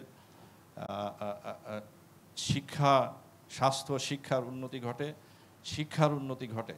দেখা গেছে যেসব দেশে বাতজ্বরের প্রকোপ খুব বেশি ছিল, অর্থনৈতিক উন্নতি, সামাজিক উন্নতি, শিক্ষার উন্নতির সাথে সাথে সেসব দেশ থেকে বাতজ্বর প্রায় বিলীন হতে চলেছে। তো এরও অনেক কারণ আছে। সুতরাং এগুলো আমাদের থেকেও রাষ্ট্র এবং সমাজের দায় দায়িত্ব বেশি। আমাদের কি ভূমিকা আছে? আমাদের চিকিৎসক হিসাবে এগুলোকে প্রমোট করার পাশাপাশি যে ভূমিকার গুরুত্বপূর্ণ, সেটা হলো যে স্ট্রেপ্টোকোকাল সোর থ্রোট যদি হয়, সেটাকে ডায়াগনোসিস করা এবং আর্লি চিকিৎসা দিয়ে সেই গলা ব্যথা থেকে যে ইনফেকশন থেকে বাতজ্বর হতে পারে, সেটাকে চিকিৎসা করা, যাতে তার থেকে আর বাতজ্বর না হতে পারে, এবং বাতজ্বর না হলে বাতজ্বরজনিত হৃদরোগ অথবা ভালভের সমস্যা হবে না। সুতরাং আর্লি ডায়াগনোসিস করে একটা শর্ট কোর্স পেনিসিলিন অথবা কিছু অল্টারনেট অ্যান্টিবায়োটিক্স দিয়ে তাকে চিকিৎসা করলে বাতজ্বর, গলা ব্যথা চলে গেলে, ইনফেকশন চলে গেলে আর বাতজ্বর হওয়ার প্রকোপ কমে যাবে। এটা হচ্ছে আমাদের ক্ষেত্রে প্রাথমিক ধাপ। আর দ্বিতীয় ধাপ হচ্ছে, একবার যদি বাতজ্বর হয়, বাতজ্বর ভালো হয়ে যাওয়ার পরেও আবার বাতজ্বর হওয়ার তার প্রবণতা একটু বেশি থাকে বরঞ্চ, এবং দ্বিতীয় তৃতীয় বাতজ্বর হওয়ার সময় তার কার্ডাইটিস বা হার্টের ভালভের সংক্রমণের ঝুঁকি আরও বাড়ে। এই জন্যে দ্বিতীয় ধাপের প্রতিরোধ হচ্ছে আমাদের হাতে অনেকটা। সেক্ষেত্রে তার ক্ষেত্রে অ্যান্টিবায়োটিক্স, বিশেষ করে ফিনোক্সিমিথাইল পেনিসিলিন অথবা ইনজেক্টেবল পেনিসিলিন, একটা নির্দিষ্ট সময় পর পর ইনজেকশন দিলে আমার 3 অথবা 4 সপ্তাহ পর পর, ট্যাবলেট দিলে বিকল্প হিসাবে আমরা 12 ঘন্টা পর পর দিনে 2 বার ট্যাবলেট প্রয়োগ করে সেটাকে, বিশেষ ক্ষেত্রে 20 বছর 22 বছর, অনেক ক্ষেত্রে 40 বছর যাদের ভালভের সমস্যা, সারা জীবন এই ওষুধ খেয়ে পরবর্তী ধাপে বাতজ্বর জনিত হৃদরোগের প্রকোপ থেকে একটা মানুষকে আমরা রক্ষা করতে পারি। সুতরাং অল্প খরচে, অল্প বিনিয়োগে, অল্প পরিশ্রমে আমরা বাতজ্বর থেকে এত প্রাণঘাতী হৃদযন্ত্রের ভালভজনিত সমস্যার বড় ধরনের এক ধরনের প্রতিরোধ ব্যবস্থা আমরা গড়ে তুলতে পারি। সুতরাং আজকের এই বিশ্ব স্বাস্থ্য দিবস 2024-এর প্রাক্কালে আমাদের ক্ষেত্রে আমাদেরকে এই জিনিসটাকে অত্যন্ত গুরুত্বের সঙ্গে ভাবতে হবে, যাতে ফের আমাদের দেশে আবার বাতজ্বরের প্রকোপ বৃদ্ধি না পায়, এবং যতটুকু প্রকোপ আমাদের দেশে বর্তমান আমরা এটাকে আরও কমিয়ে নিয়ে আসতে পারি প্রথম পর্যায়ে প্রিভেনশন বা প্রতিরোধের ধারা দিয়ে, একই সাথে দ্বিতীয় পর্যায়ে প্রতিরোধের ধারাকে শক্তিশালী করে। এই জন্যে আমাদের জনগণের, আমাদের চিকিৎসকদের, সর্বোপরি আমাদের দেশের যারা নীতি নির্ধারক, অর্থনৈতিক, সামাজিক, সাংস্কৃতিক, তাদেরকে এগিয়ে আসতে হবে এই বাতজ্বরজনিত হৃদরোগের একটা মরণ ঘাতি থেকে অতি সহজে আমাদের মানুষকে যাতে আমরা বাঁচাতে পারি, রক্ষা করতে পারি। ধন্যবাদ সবাইকে।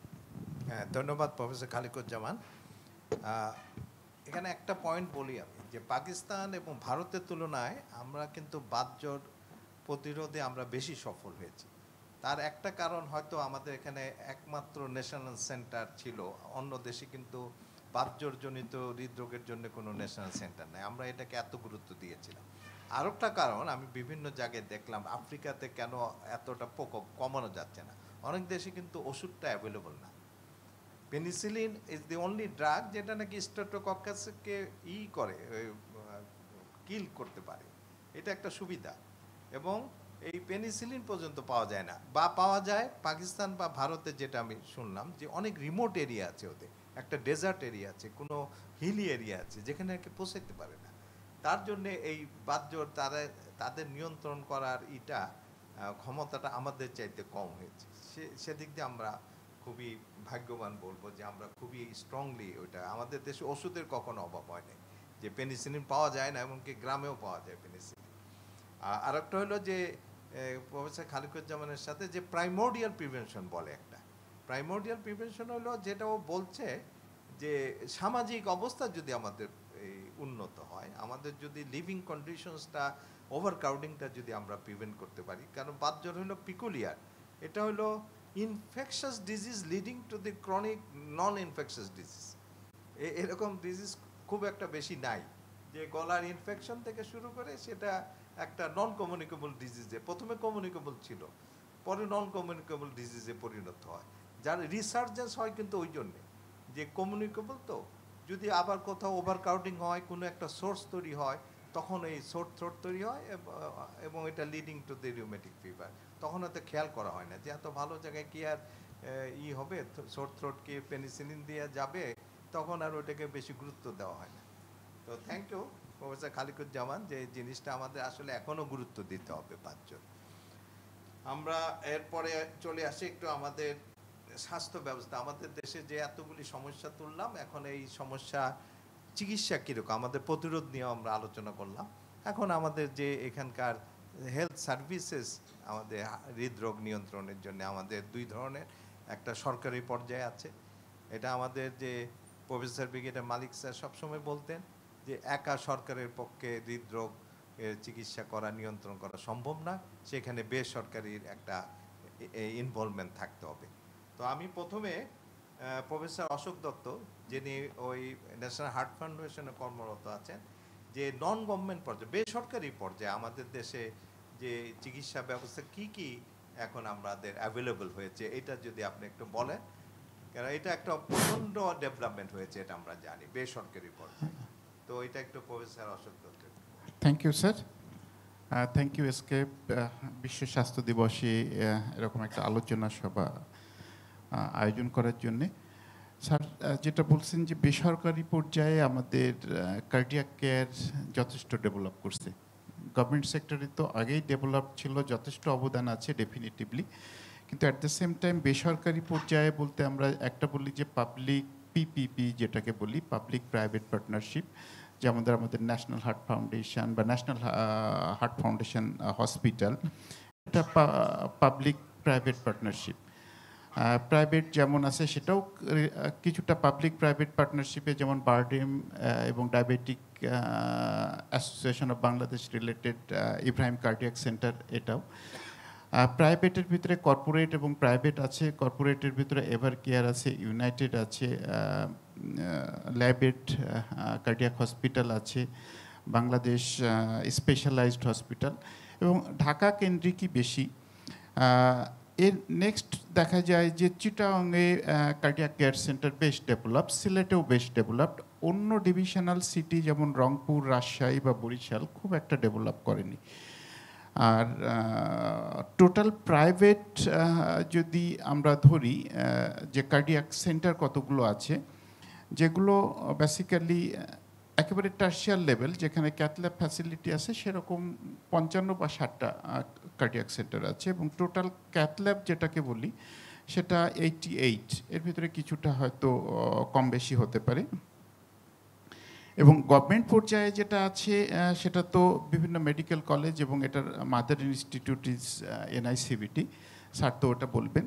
এখন আমি হার্ট ফাউন্ডেশন সম্পর্কে যদি বলি, যে heart foundation basically this is public private পার্টনারশিপে 400 বেডেড হসপিটাল, 46 অ্যাফিলিয়েটেড বডি আছে ডিফারেন্ট ডিস্ট্রিক্ট এবং ডিভিশন লেভেলে, এবং অ্যাক্টিভলি কিছু এটার সাথে রিলেটেড কার্ডিয়াক ম্যানেজমেন্ট রিলেটেড, সেটা হচ্ছে ন্যাশনাল হার্ট ফাউন্ডেশন হসপিটাল ঢাকাতে একটা আছে, সিলেটে আছে, তাছাড়া আরও কিছু জায়গায় যেমন রাজশাহীতে আছে, যে সব জায়গায় specially diagnostic facility, outdoor facility আছে, ফেনীতে আছে, ফরিদপুরে আছে, জিয়া হার্ট ফাউন্ডেশন আছে, এবং আরও অনেক ডিস্ট্রিক্ট লেভেল, শেরপুর, জামালপুর এরকম জায়গায় আছে। তা আমাদের হসপিটালে যেটা ফ্যাসিলিটি, গভর্নমেন্ট এবং নন গভর্নমেন্টের ভিতরে ডেফিনেটিভলি পার্থক্য থাকবে কস্টের ব্যাপারে, কিন্তু রিলেটিভলি আমরা বলবো যে মিডিল ইনকাম গ্রুপ যারা, তাদের জন্য আমাদের এটা মেনলি এই গ্রুপ অফ পিপুল আসে। যারা একটু হাই ইকোনমিক্যালি সলভেন্ট, তারা আবার কর্পোরেটের দিকে যায়। আবার একেবারে লো সোশিও ইকোনমিক যারা, তারা গভর্নমেন্ট লেভেলের দিকে যায়। আমাদের হার্ট ফাউন্ডেশন সিলেটে অল কাইন্ড অফ ফ্যাসিলিটি আছে, indoor, outdoor, coronary care unit plus indoor other cardiac management including the cath lab, এবং সপ্তাহে 1 দিন 2 দিন অথবা কখনো কখনো মাসের ডিফারেন্ট উইকে কার্ডিয়াক সার্জারিও হচ্ছে, যদিও সার্জনটা আমাদের ঢাকা থেকে যায়। আর ক্যাথল্যাব আছে এবং রেগুলার ক্যাথল্যাব প্রসিডিওর হয়, ওখানকার কনসালটেন্ট আছেন, প্লাস ভিজিটিং কনসালটেন্টও আছেন আমাদের। আর আমাদের হসপিটালে যেটা হয়, টোটাল ক্যাথল্যাব আছে 7টা, ওটি আছে, পেডিয়াট্রিক প্লাস অ্যাডাল্ট মিলায় 9টা বা 10টা অ্যাক্টিভ থাকে ইউজুয়ালি। টোটাল বাংলাদেশে যে কার্ডিয়াক প্রসিডিওর হয়, এটার ভালো একটা পার্সেন্টেজ আমি বলবো যে heart foundation plus Ibrahim cardiac centre যেটা আছে, এটা কন্ট্রিবিউট করে পাশাপাশি। আর আদার দেন হসপিটাল পেশেন্ট ম্যানেজমেন্ট, আমাদের রিসার্চ সেন্টার আছে একটা, যেটা joint collaboration with Saga Oxford ইউনিভার্সিটির সাথে বেশ কিছু রিসার্চ করছি। এবং প্রিভেন্টিভ সাইডে যেমন অ্যান্টি-টোব্যাকো প্রোগ্রাম আছে, সল্ট অ্যাওয়ারনেস প্রোগ্রাম আছে, হাইপারটেনশন ম্যানেজমেন্টের একটা প্রজেক্ট চলছে সিলেটের ডিফারেন্ট বেশ কয়েকটা উপজেলা লেভেলে, এবং এগুলো হচ্ছে প্রিভেন্টিভ সাইডে। এবং অ্যাওয়ারনেস রিলেটেড কিছু প্রোগ্রাম আমরা নিয়মিতভাবে আমাদের ইনস্টিটিউটে এটা অ্যারেঞ্জ করি। আর এটার ব্যাপারে আমি যেটা যদি আমাদের পপুলেশন লেভেলটাকে ধরি, যে আমাদের পপুলেশন একটা আছে লো ইনকাম গ্রুপ, একটা হচ্ছে মিডল ইনকাম এবং high income. Low income group people usually দেখা যায় গভর্নমেন্ট লেভেলে যায়। মিডল ইনকাম গ্রুপ ইউজুয়ালি দেখা যায় যে আইদার গভর্নমেন্ট অথবা আমাদের মতো যারা ফাউন্ডেশন আছে অথবা ইব্রাহিম কার্ডিয়াক সেন্টার। এবং হায়ার ইকোনমিক গ্রুপ কিন্তু ইউজুয়ালি দেখা যায় রেজা স্যার যেমন আছেন, Evercare, United, Bangladesh specialised অবশ্যই বলবো যে মিডল ইনকাম গ্রুপের জন্য দ্যাট ইজ অ্যান অ্যাফোর্ডেবল। আর হার্ট ডিজিজের ব্যাপারে যেটা আগে ডক্টর ফিরোজ বললেন, যে 3টা গ্রুপে যদি আমরা ভাগ করি, যে কনজেনিটাল হার্ট ডিজিজ এবং রিমেটিক হার্ট ডিজিজ, যেটা ইয়াঙ্গার এজ গ্রুপে হয়। সেকেন্ড হচ্ছে ইসকেমিক বা coronary artery disease, heart failure, arrhythmia. এবং এর মাঝামাঝি একটা জায়গায়, যদিও directly this is not heart disease, hypertension, diabetes, cholesterol, sir যেটা বললেন, এগুলোকে হার্ট ডিজিজের সাথে অঙ্গাঙ্গিকভাবে জড়িত। এবং এই ডিজিজের ইফেক্ট হিসাবে কিন্তু হার্ট ডিজিজ হয়, coronary artery disease. Coronary artery ডিজিজের থেকে দেখা যায় মেজরিটি, অথবা congenital heart disease, rheumatic heart disease, এটার থেকে হার্ট ফেলিওরের দিকে যায়। এবং অ্যারিথমিয়াও একই রকম অবস্থা। আর কার্ডিয়াক ক্যাথের দিক থেকে আমাদের যেটা সমস্যা, আমাদের টোটাল কার্ডিয়াক ক্যাথ যদি 85টা হয় 17 লাখ মানুষের জন্যে, সেক্ষেত্রে প্রতি 1 কোটি মানুষের জন্যে আমাদের 4টা বা 5টা কার্ডিয়াক ক্যাথ আছে। যেটা আমি পাশে ইন্ডিয়ার হিসাবে দেখলাম, ওদের প্রায় 2500 ক্যাথ ল্যাব আছে টোটাল অন 40 crore পিপুল। এবং প্রতি 1 crore জন্যে তাদের প্রায় 20টা কার্ডিয়াক ক্যাথ আছে। আপনি যদি ইউরোপ এবং আমেরিকায় দেখেন, তাহলে কার্ডিয়াক ক্যাথ প্রতি 1 crore পিপুলের জন্যে 100টা কার্ডিয়াক ক্যাথ আছে। এবং ইভেন মিডল ইস্টেও এরকম, প্রতি 1 crore পিপুলের জন্য 100 কার্ডিয়াক ক্যাথ। এখন আমি যদি হার্ট ডিজিজের ভিতরে মেজর ডেথ বা মর্টালিটি যেটা হয়, সেটা হচ্ছে ischemic heart disease.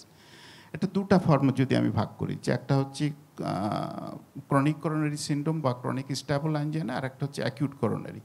Chronic coronary syndrome কিন্তু ক্যাথ রিলেটেড বা একেবারে টারশিয়ারি পর্যায়ের ট্রিটমেন্ট খুব ইম্পর্টেন্ট না। 5 বছর 10 বছর আগে যেভাবে ইনভেসিভ প্রসিডিওরের দিকে আমরা ঝুঁকে গেছিলাম, এখন কিন্তু মাল্টিপল স্টাডি, ট্রায়াল সব কিছুই বলছে ক্রনিক করোনারি ডিজিজ কিন্তু more or less medical management is the majority of the cases is the best way to prevent the mortality. Acute coronary syndrome এর একটা বড় অংশ, স্টেমি স্পেশালি, প্রাইমারি যেটা পিসিআই বলি আমরা যেটাকে, অথবা স্ট্রেপ্টোকাইনেস, এটা কিন্তু যে কোনো লেভেলে, ডিস্ট্রিক্ট লেভেলে করা যেতে পারে, মেডিকেল কলেজে করা যেতে পারে, প্রাইভেট যেসব কার্ডিয়াক সেন্টার আছে সেখানেও করা যেতে পারে। মেন যেটা হচ্ছে প্রাইমারি পিসিআই, এটা আমাদের দেশের জন্য অ্যাকচুয়ালি খুব ডিফিকাল্ট টাইমলি ফ্যাশনে করা। ইভেন আমার হসপিটালে যেসব পেশেন্ট ইমার্জেন্সিতে আসে দিনের বেলায় ডিউরিং অফিস টাইম, তখনও আমি দেখি যে ক্যাথল্যাব এত ব্যস্ত এবং মাল্টিপল ফ্যাক্টর আছে। একটা হচ্ছে রুগী ওই সময় যখন বলা হয় তাদের কোনো অ্যাওয়ারনেস নেই যে ব্যাপারটা কি। সেকেন্ড, রাজি হয়ে যায়, রাজি হওয়ার পরে যখনই বলা হয় যে 1-1.5 লাখ টাকা খরচ হবে, টাকা দেন, বলে যে না, টাকা আনতে তো আজকে পারবো না, কালকে দিব। সেই জন্য আমার পেশেন্ট, আমি বলি জাস্ট একটু কথা বলে আমি বলি যে স্ট্রেপ্টোকাইনেস অথবা টিনাক্টিপ্লেস দিয়ে দাও, দরকার হলে ফার্মাকো ইনভেসিভ করবো। এবং এই জিনিসটা আমাদের দেশের জন্য অ্যাজ এ হোল আমার মনে হয় this is the best way, যে স্টেমি পেশেন্ট এবং জেনারেল পিপুল এবং পেরিফেরিতে যারা আছে তাদেরকেও আমি বলি যে ডুয়েল অ্যান্টিপ্ল্যাটলেট, একটা হেপারিন এবং স্টেমি হলে একটা স্ট্রেপ্টোকাইনেস, এই 3টা হচ্ছে মেইন ট্রিটমেন্ট। কিন্তু পাবলিক অ্যাওয়ারনেস না থাকার জন্য অনেকে কোনো ট্রিটমেন্ট ওখানে নেয় না, বলে যে ঢাকায় গিয়ে বেস্ট ট্রিটমেন্ট নেবে। কিন্তু বেস্ট ট্রিটমেন্ট যদি 24 ঘন্টা পরে ঢাকায় আসে, ওইটা কোনো ট্রিটমেন্টই ভালো ট্রিটমেন্ট হয় না। বাই দিস টাইম এমআই যেটা ছিল সেটা এক্সটেন্ড করে দেখা যায় পেশেন্ট ফেলিওরে গেছে অথবা অ্যারিথমিয়া হয়ে পেশেন্ট মারা গেছে রাস্তায়। এখন এই প্রাইমারি পিসিআই সেই জন্যে অবশ্যই এটা জোর দেওয়া উচিত, কিন্তু ওই ফ্যাসিলিটি যদি না থাকে আমি বলবো যে pharmaco invasive is better. At the same time primary PCI কিন্তু হার্মলেস না। ইনফিরিয়র এমআই পেশেন্ট আমি দেখেছি, পেশেন্ট ব্যথা কমে গেছে, ক্যাথল্যাবে নেওয়ার পরে প্রসিডিওর রিলেটেড কমপ্লিকেশন হলো, এয়ার এম্বোলিজম হয়ে পেশেন্ট দেখা গেল যে কার্ডিয়াক অ্যারেস্ট হয়ে গেছে, হেমাটোম হয়ে পেশেন্ট শকে চলে গেছে। সেই জন্য আমি বলবো যে এর আগের যে ম্যানেজমেন্ট, একেবারে টার্সিয়ালি ইনভেসিভ প্রসিডিওরের আগের যে ম্যানেজমেন্ট, এটা হচ্ছে আমাদের জন্যে, আমাদের এই সোশিও ইকোনমিক কন্ডিশনে is the best way to treat. এবং হার্ট ফাউন্ডেশনে এটার বাইরে যেটা হয় সেটা হচ্ছে আমাদের হার্ট ফেলিওরের উপরে আলাদা একটা ইউনিট আছে, এবং হার্ট ফেলিওরের পেশেন্ট এবং এমআইয়ের পেশেন্টের জন্য রিহ্যাবিলিটেশনের জন্য আমরা আলাদা একটা সেন্টার করেছি, যেটা খুবই উপকারী। একজন লোককে ইন্ডিভিজুয়ালি যদি রিহ্যাবিলিটেশন এবং লাইফস্টাইল সম্পর্কে আইডিয়া দেওয়া হয়, বার্ডেমে যেভাবে করা হয়, গ্রুপ টিচিং যেটা, তাতে পেশেন্ট টু পেশেন্ট ইন্টারাকশন ভালো হয়। একটা গ্রুপে 30 বা 40 জন পেশেন্ট যখন একসাথে বসে শোনে, তাদের ইন্টারাকশন ভালো হয়, প্লাস ইম্প্যাকশন ভালো হয়। এবং এই ইম্প্যাক্টের জন্য আমরা রিহ্যাবিলিটেশন সেন্টার করছি, এবং এটা দেখছি যে গত 1-2 বছরে এটার ইফেক্ট খুবই ইফেক্টিভলি এটা মানুষকে অ্যাকসেপ্ট করে যে উপদেশ দেওয়া হয়। আর প্রাইভেট সেক্টর যেটা আদার্স যেটা আছে, ডেফিনেটিভলি এটা আমাদের ইকোনমির উপরে বড় একটা প্রভাব ফেলে। এর আগেও আমরা দেখছি গত 10 বছর আগে যেভাবে রুগী বাইরে যেত, স্পেশালি ইন্ডিয়াতে যেত, সেটা আমার মনে হয় অ্যাবাউট 80-90% পিপুল কিন্তু এখন আর ইন্ডিয়াতে যায় না এই cardiac cath, PCI, valve surgery বা সিএবিজির জন্য। সেটার কারণ হচ্ছে গভর্নমেন্টের সাথে সাথে প্রাইভেট এবং কর্পোরেট যে হসপিটালগুলো ডেভেলপ করছে সেটা। কিন্তু ডেফিনেটিভলি মোর ইম্পর্টেন্ট যেটা ম্যান পাওয়ার, যেটা ব্রিগেডিয়ার স্যার সবসময় বলতেন যে machine overnight you can buy it if you have got the dollar or money, কিন্তু ম্যান পাওয়ার ডেভেলপ করা, একটা ম্যান পাওয়ার ডেভেলপ করা 1 বছর 2 বছর না, 10-20 বছরের ব্যাপার। এবং সেটার জন্যে মেজর কন্ট্রিবিউশন যেটা বলবো আমি, অবশ্যই গভর্নমেন্ট ইনস্টিটিউট, স্পেশালি এনআইসিপিটি এবং ডিফারেন্ট মেডিকেল কলেজ এবং বঙ্গবন্ধু মেডিকেল ইউনিভার্সিটি যেটা আছে, তাদের কন্ট্রিবিউশন বেটার। সাইড আমরাও কিছুটা চেষ্টা করি ম্যান পাওয়ার ডেভেলপ করতে, স্পেশালি টেকনিশিয়ান লেভেলে অথবা transfusion that is surgical assistant যারা, তাদের লেভেলে, এবং ম্যান পাওয়ার রিগার্ডিং দ্য এনআইসিপিটির সাথে সাথে আমাদের ওখানে কোর্সও আছে। সব কিছু মিলায় ম্যান পাওয়ার ডেভেলপমেন্টটা একটা বড় একটা ইম্প্যাক্ট পড়বে আমাদের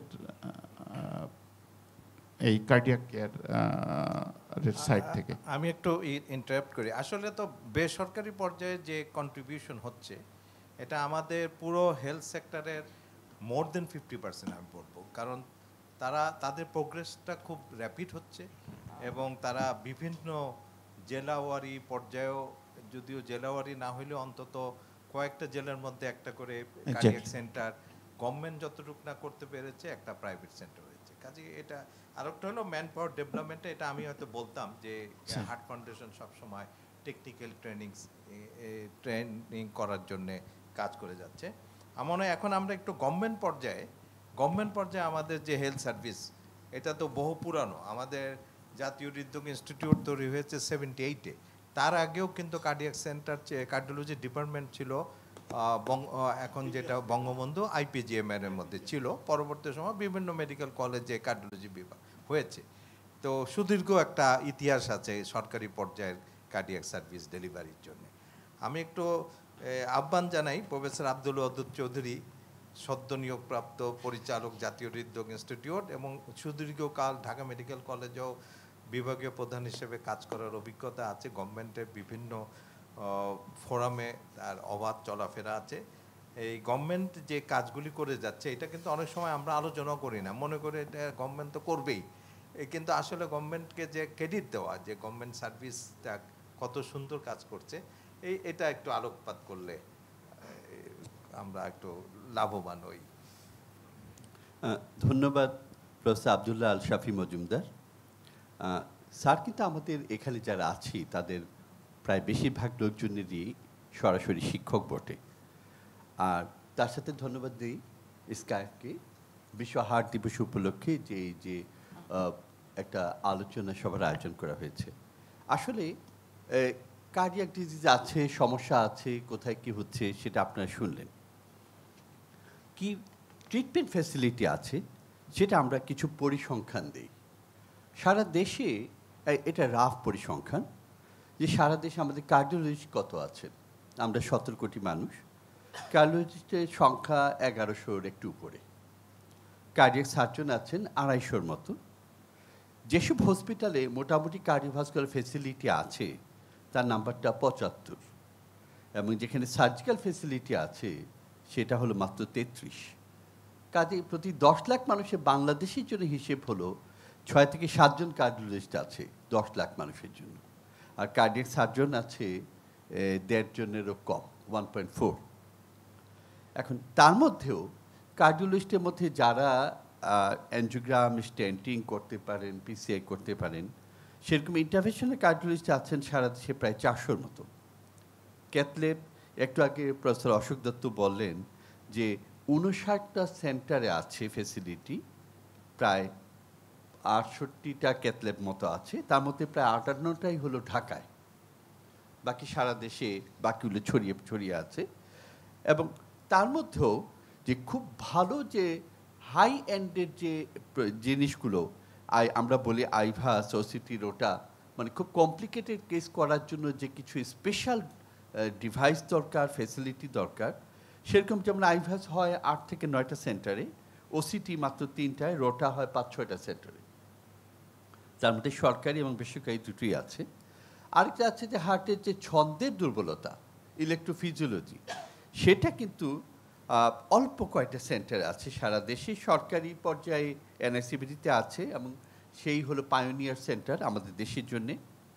পরবর্তীতে ন্যাশনাল হার্ট ফাউন্ডেশন হসপিটালে এবং একরি ইব্রাহিম কার্ডিয়াক সেন্টারে ওখানেও আছে। বেসরকারি পর্যায়ে বেশ কটি জায়গায় আছে, Evercare, Labaid, United, Asgar Ali, Square hospital, এদের মতো সবকটা জায়গাতেই অল্প বিস্তর ইপি কিন্তু হচ্ছে। তবে সংখ্যায় সবচেয়ে বেশি হয় 3টে জায়গায়, 4টে জায়গায়, এনআইসিভিডিতে, সরকারি প্রতিষ্ঠান জাতীয় হৃদরোগ ইনস্টিটিউট, তারপরে হয় এখন হয় এভারকেয়ারে, তারপরে হার্ট ফাউন্ডেশন হসপিটালে এবং ইব্রাহিম কার্ডিয়াক সেন্টারে, এরপরে আসগর আলী আছে, এরকম কয়েকটি সেন্টারে। আমাদের যেটা প্রবলেম, যেটা যে সমস্যা কোথায়, আপনি যদি এনআইসিবিতে এই মুহূর্তে যান দেখবেন সিসিউতে সবকটা বেড ফুল, মাটিতে শুয়ে আছে। ওখানে নিয়ম কি? 2টি হসপিটাল কি সরকারের নির্দেশ হলো তোমার ক্ষমতা থাকুক বা না থাকুক তুমি ফিরিয়ে দিতে পারবে না। একটা হলো ঢাকা মেডিকেল কলেজ, আর একটা হলো হৃদরোগ ইনস্টিটিউট, তারা কিন্তু ফিরিয়ে দেওয়া নিষেধ। বেসরকারি হসপিটালগুলোয় আপনি ইব্রাহিম কার্ডিয়াক সেন্টারে যান, ইউনাইটেডে যান, বাংলাদেশ স্পেশালিটিতে যান বা লেবিডে যান, বেড খালি না থাকলে রুগী কিন্তু ভর্তি হতে পারবে না। কিন্তু আমাদের ওখানে কিন্তু সেই সুযোগটি নেই। কাজেই সবার জন্য আমরা উদার করে দিচ্ছি, চিকিৎসা কিন্তু ঠিক মতো কি দিতে পারছি অংশত। একটা কার্ডিয়াক পেশেন্টকে আপনি ফ্লোরে রেখে যতই ওষুধ দেন সেটা কি তার জন্য ভালো হলো?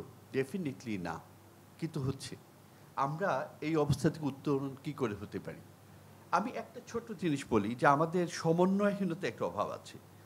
ঢাকায় যেমন সরকারি পর্যায়ের কথাগুলো আমি বলবো, হৃদরোগ institute, Dhaka medical college, Salimullah medical college, এই 3টে জায়গায় কার্ডিয়াক বেড কিন্তু খালি থাকে না, এবং 2টো জায়গায় তো ফ্লোরিং হয়ই। অথচ এখানেই মুগদা মেডিকেল কলেজ হসপিটাল আছে, কুমিটোল জেনারেল হসপিটাল আছে, সরকারি কর্মচারী হাসপাতাল আছে, এগুলো কিন্তু রুগী কিন্তু বেড খালি থেকে যাচ্ছে। কাজে এমন যদি সমন্বয় থাকতো যে এখানে বেড নেই ওখানে চলে যাচ্ছে, তা হচ্ছে না কেন? রুগীদের বিশ্বাসের একটা ব্যাপার আছে, এটা আমাদের একটু দুর্বলতা। দ্বিতীয়, যে এই যে বিভিন্ন জায়গা থেকে চলে আসছে, বিভিন্ন ডিস্ট্রিক্ট থেকে চলে আসছে, এর মধ্যে এই যে আমি প্রথম দায়িত্ব নিলাম এই মাসের 7 তারিখে, তারপর প্রথম যে অ্যাডমিশন ডেট পেলাম সেদিন আমার অধীনে রুগী ভর্তি হলো 24 ঘন্টায় 310 জন। এটা তো অবিশ্বাস্য একটা নাম্বার। তার থেকে খারাপ খবর হলো এই 310 জনের মধ্যে অ্যাটলিস্ট 110 জনে ভর্তি হওয়ার দরকার ছিল না।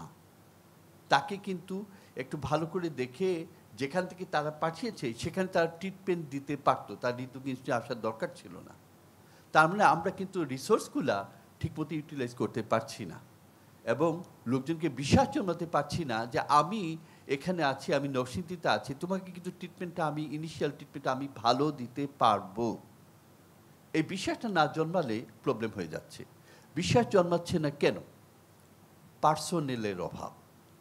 আপনি একটা সেন্টার করলে ওখানে কিন্তু শুধু একজন ডাক্তার দিলে হবে না, ডাক্তারের সাথে সিনিয়র ডাক্তারের সাথে মিড লেভেলের ডাক্তার, জুনিয়র, যে 3 বেলাতেই তো ডাক্তার একজন থাকতে হবে সিসিউ বা ওখানকার রুগীগুলো দেখার জন্য।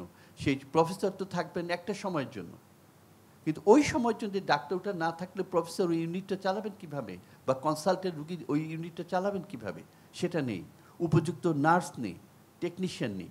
এই সমন্বয়হীনতা আমাদের পুরো হেলথ সেক্টরের বিভিন্ন এই সার্ভিসের মতো আমাদের এখানে এটা খুব বেশি প্রকট। এরকম আরেকটা এক্সাম্পল দিই, ডায়াগনস্টিক ফ্যাসিলিটি।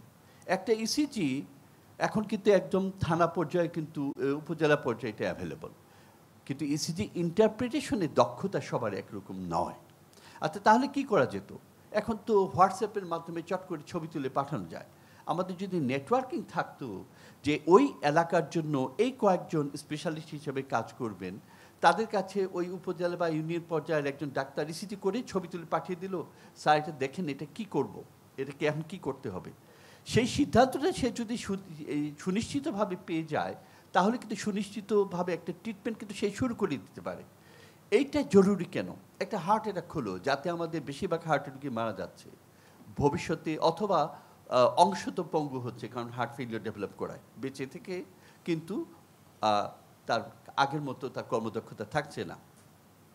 সেটা কিন্তু আটকানোর বড় উপায় হলো যে আমি যদি তাৎক্ষণিকভাবে উপযুক্ত চিকিৎসা শুরু করতে পারি। এটা না করে হচ্ছে কি, ওখানে ডাক্তার হয়তো দিচ্ছে, রুগী কিন্তু নিচ্ছে না। একটু আগে এই কথাটা এসেছিল, রুগী ভাবছে আমি ঢাকায় গিয়ে সবচেয়ে বড় জায়গায় গিয়ে আমি ভালো করে চিকিৎসা নিব। এই যে পাবলিক অ্যাওয়ারনেসের অভাবটা, এটার জন্য আমাদের কিন্তু দুর্বলতা সবাইকে মিলে স্বীকার করতে হবে, সরকারি বেসরকারি, আমাদের কার্ডিয়াক সোসাইটি বলেন, সবাইকে। এবং এখানেই এই যে আজকের মতো আলোচনাগুলো, মিডিয়ার কন্ট্রিবিউশন খুব বেশি দরকার। যে ওটা হলে পরে এটা চিকিৎসাটা শুরু করে দিল, তার হার্টের ড্যামেজ কিন্তু মাত্রা অনেক কমে গেল। তার খুব হাই এন্ডের চিকিৎসা না হলেও চলবে, তার বেসিক বেঁচে যাওয়ার জন্য চিকিৎসাটা সে কিন্তু পেয়ে গেল। এটা আমাদের দুর্বলতা আছে। দ্বিতীয় একটা বড় দুর্বলতা, ট্রান্সপোর্ট ফেসিলিটি। আপনি একটা কার্ডিয়াক পেশেন্টে একখান থেকে আরেকখানে নিতে, এক হসপিটাল থেকে আরেক হসপিটালে নিতে, অথবা এক জেলা থেকে আরেক বিভাগে পাঠাতে যে ফেসিলিটি দরকার, যে অ্যাম্বুলেন্স দরকার, সেই সিস্টেমটা সারা দেশে সাংঘাতিকভাবে অপ্রতুল। আবার যেমন আমাদের যে ওষুধগুলো স্টেপ্টোকাইনেস দিচ্ছি বা টেনেক্টিপ্লেজ দিচ্ছি, টেনেক্টিপ্লেজের দাম অনেক, কিন্তু সাংঘাতিক ভালো কাজ করে। যদি এটা সময় মতো দেওয়া যায়, তাহলে স্টেন্টিং লাগে না। অনেক রোগী স্টেন্টিং ছাড়া সে ভালো থাকে। সেটা যদি আমাদের ব্যবস্থা থাকতো যে সরকারিভাবে, যে এটা সরকার সাবসিডাইজ প্রাইসে দিবে, তাহলে কিন্তু একদম উপজেলা পর্যায়ে, উপজেলা না ইউনিয়ন পর্যায়ে কিন্তু এটা দেওয়া সম্ভব। এবং দিলে পরে মানুষের যে উপকারটা লং টার্মে, আপনার এটা সাংঘাতিক। ইকোনমিক ফ্যাসিলিটিটা, ইকোনমিক যে রিটার্নটা অনেক, কেন রিটার্নটা বেশি? এই ইন্টার হার্ট স্টাডি, একটা বাংলাদেশে একটা স্টাডি, বাংলাদেশ তার মধ্যে একটা ছিল, তার মধ্যে আমাদের এখানে যে উপস্থিত আছেন উনারও বোধ হয় পার্টিসিপেশন ছিল, বা তার আগের যে ডিরেক্টরেট। তো সেখানে দেখা গেছে বাংলাদেশের হার্ট অ্যাটাক হওয়ার প্রথম বয়স, গড় বয়স হলো 51-52। তার মানে একটা কর্মক্ষম মানুষ তার কর্মদক্ষতার যখন পিকে আছে, তখনই সে কিন্তু হার্ট অ্যাটাক হয়ে মারা যাচ্ছে, অথবা তার হার্টটা ড্যামেজ হয়ে তার কর্মদক্ষতা কমে যাচ্ছে।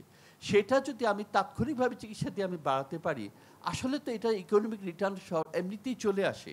এই জিনিসটা বুঝে আমরা যদি ডিজিটাল কার্ডিয়াক নেটওয়ার্ক, একটা সার্ভিস নেটওয়ার্কটা করতে পারি, এবং ওখানে টেনেক্টিপ্লেজ দিয়ে সেই রুগীকে এখন বললাম, ভাই তুমি এখন গিয়ে যেখানে অ্যানজিওগ্রাম করতে পারে, অ্যানজিওপ্লাস্টি করতে পারে, সেখানে চলে যাও।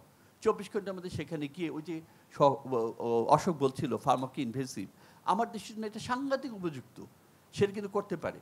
এখানে এসে ফ্লোরে রেখে চিকিৎসার থেকে সে ওখানে ইনিশিয়াল ট্রিটমেন্ট করে মৃত্যুর ঝুঁকিটা অনেক কমিয়ে নিয়ে, হার্ট ড্যামেজটা অনেক কমিয়ে নিয়ে তারপরে আসলো, এসে অ্যানজিওগ্রাম করে অ্যানজিওপ্লাস্টি করলো, তার কিন্তু উপকার অনেক বেশি, ইকোনমিক রিটার্ন অনেক বেশি।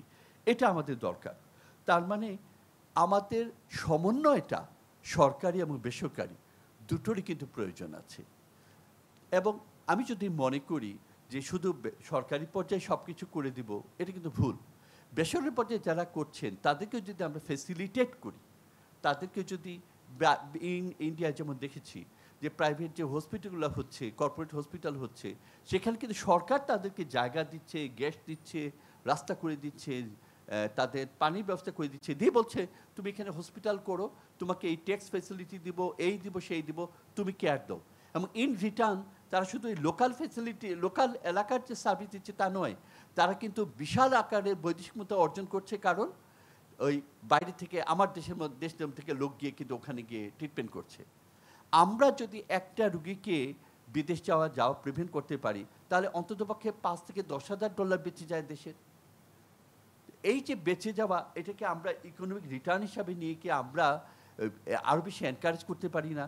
ওই ফেসিলিটিগুলোকে, ওই হসপিটালগুলোকে, ওই স্পেশালিস্টগুলোকে, ওই স্পেশালাইজেশনগুলোকে আমরা এনকারেজ করতে পারি না যে তুমি কিন্তু অ্যাকচুয়ালি আমাকে বৈদেশিক মুদ্রা সেভ করে দিচ্ছ, আর্ন করে দিচ্ছ অ্যাকচুয়ালি, এবং তার ফলে তোমাকে আমি এই ফেসিলিটিতে রাজি আছি, আমি অডিট করব, দেখব তুমি প্রপার দিচ্ছ কি না।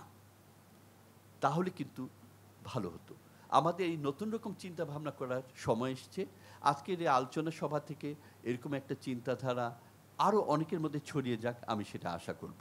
ধন্যবাদ সবাইকে।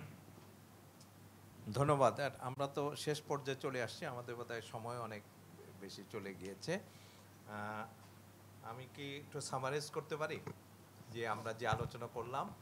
আমাদের একটা বিরাট সৌভাগ্যের বিষয়, আজকে একটা সন্ধ্যায় আমরা একই ছাদের নিচে সেই জাতীয় হৃদরোগ institute, Dhaka medical college, sir Salimullah medical college, আমাদের হার্ট ফাউন্ডেশন, আমাদের ওই কর্নেল মালিক মেডিকেল কলেজ, এই বিভিন্ন বঙ্গবন্ধু ইউনিভার্সিটি, মানে বিভিন্ন বিশেষজ্ঞর একটা সম্মিলন আমরা ঘটাতে পেরেছি এখানে। বেসরকারি পর্যায়ে তো দুইজন খুবই ইম্পর্টেন্ট, প্রফেসর রেজা এবং প্রফেসর অশোক দত্ত, একজন এভার কেয়ার থেকে আসছেন, একজন হার্ট। কাজে আমাদের এই আজকের এই যে সময়টা আমার মনে হয় খুবই প্রাইম টাইম আমরা পাস করেছি। এটা আরও সময় পাস করতে পারলে হয়তো আমাদের আরও ভালো হতো, তবুও তো আমাদের একটা লিমিটেশন আছে। এই কাজে এটার জন্য আমি সবাইকে ধন্যবাদ জানাই, সাথে সাথে এসকেএফকে অবশ্যই ধন্যবাদ জানাই। এসকেএফ আসলে প্রোঅ্যাক্টিভ সবসময়, রিঅ্যাক্টিভ না, প্রোঅ্যাক্টিভ। তারা আগেই আমার সাথে কথা বলে যে এরকম একটা প্রোগ্রাম করা যায় কিনা। কাজেই তাদেরকে, এবং এর আগেও এরকম আমরা প্রোগ্রাম করেছি, তাদেরকে আমি আমার অন্তঃস্থল থেকে ধন্যবাদ দেই এবং মনে করি যে ভবিষ্যতেও আমরা এই ধরনের প্রোগ্রাম হয়তো করতে থাকব। আমি শুধু দু একটা কথা একটু বলি যেটা হয়তো আলোচনা হয় নাই। একটা হলো ওই যে রিস্ক ফ্যাক্টরের মধ্যে দুটা, বায়ু দূষণ এবং শব্দ দূষণ, এটা কিন্তু একটা খুব আলোচ্য বিষয় এখন।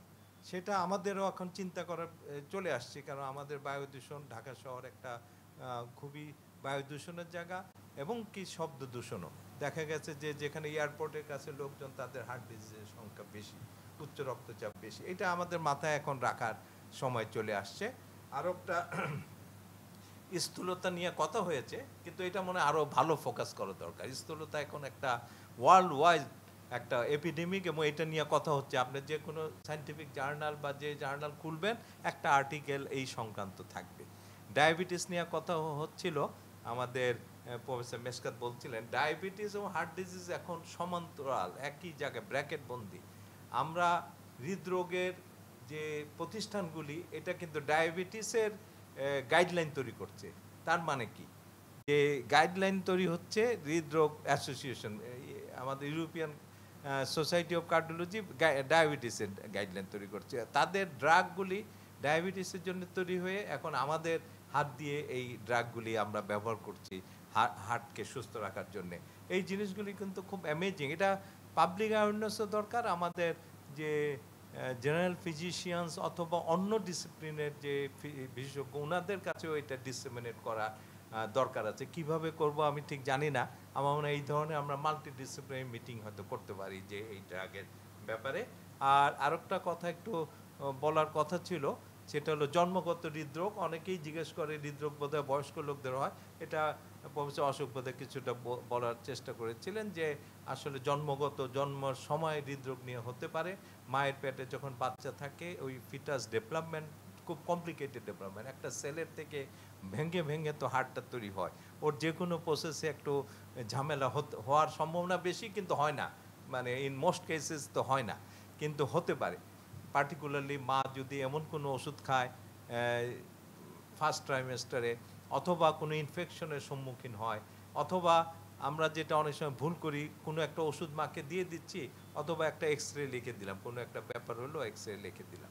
এই ব্যাপারগুলিতে আমাদের সতর্ক ডাক্তারদেরও থাকতে হবে, রুগীদেরও বুঝতে হবে যে যাদের প্রেগনেন্সি কনসিভ করছেন তাদের কিন্তু অনেক ওষুধ, অনেক রেডিয়েশন এগুলির থেকে দূরে থাকতে হবে।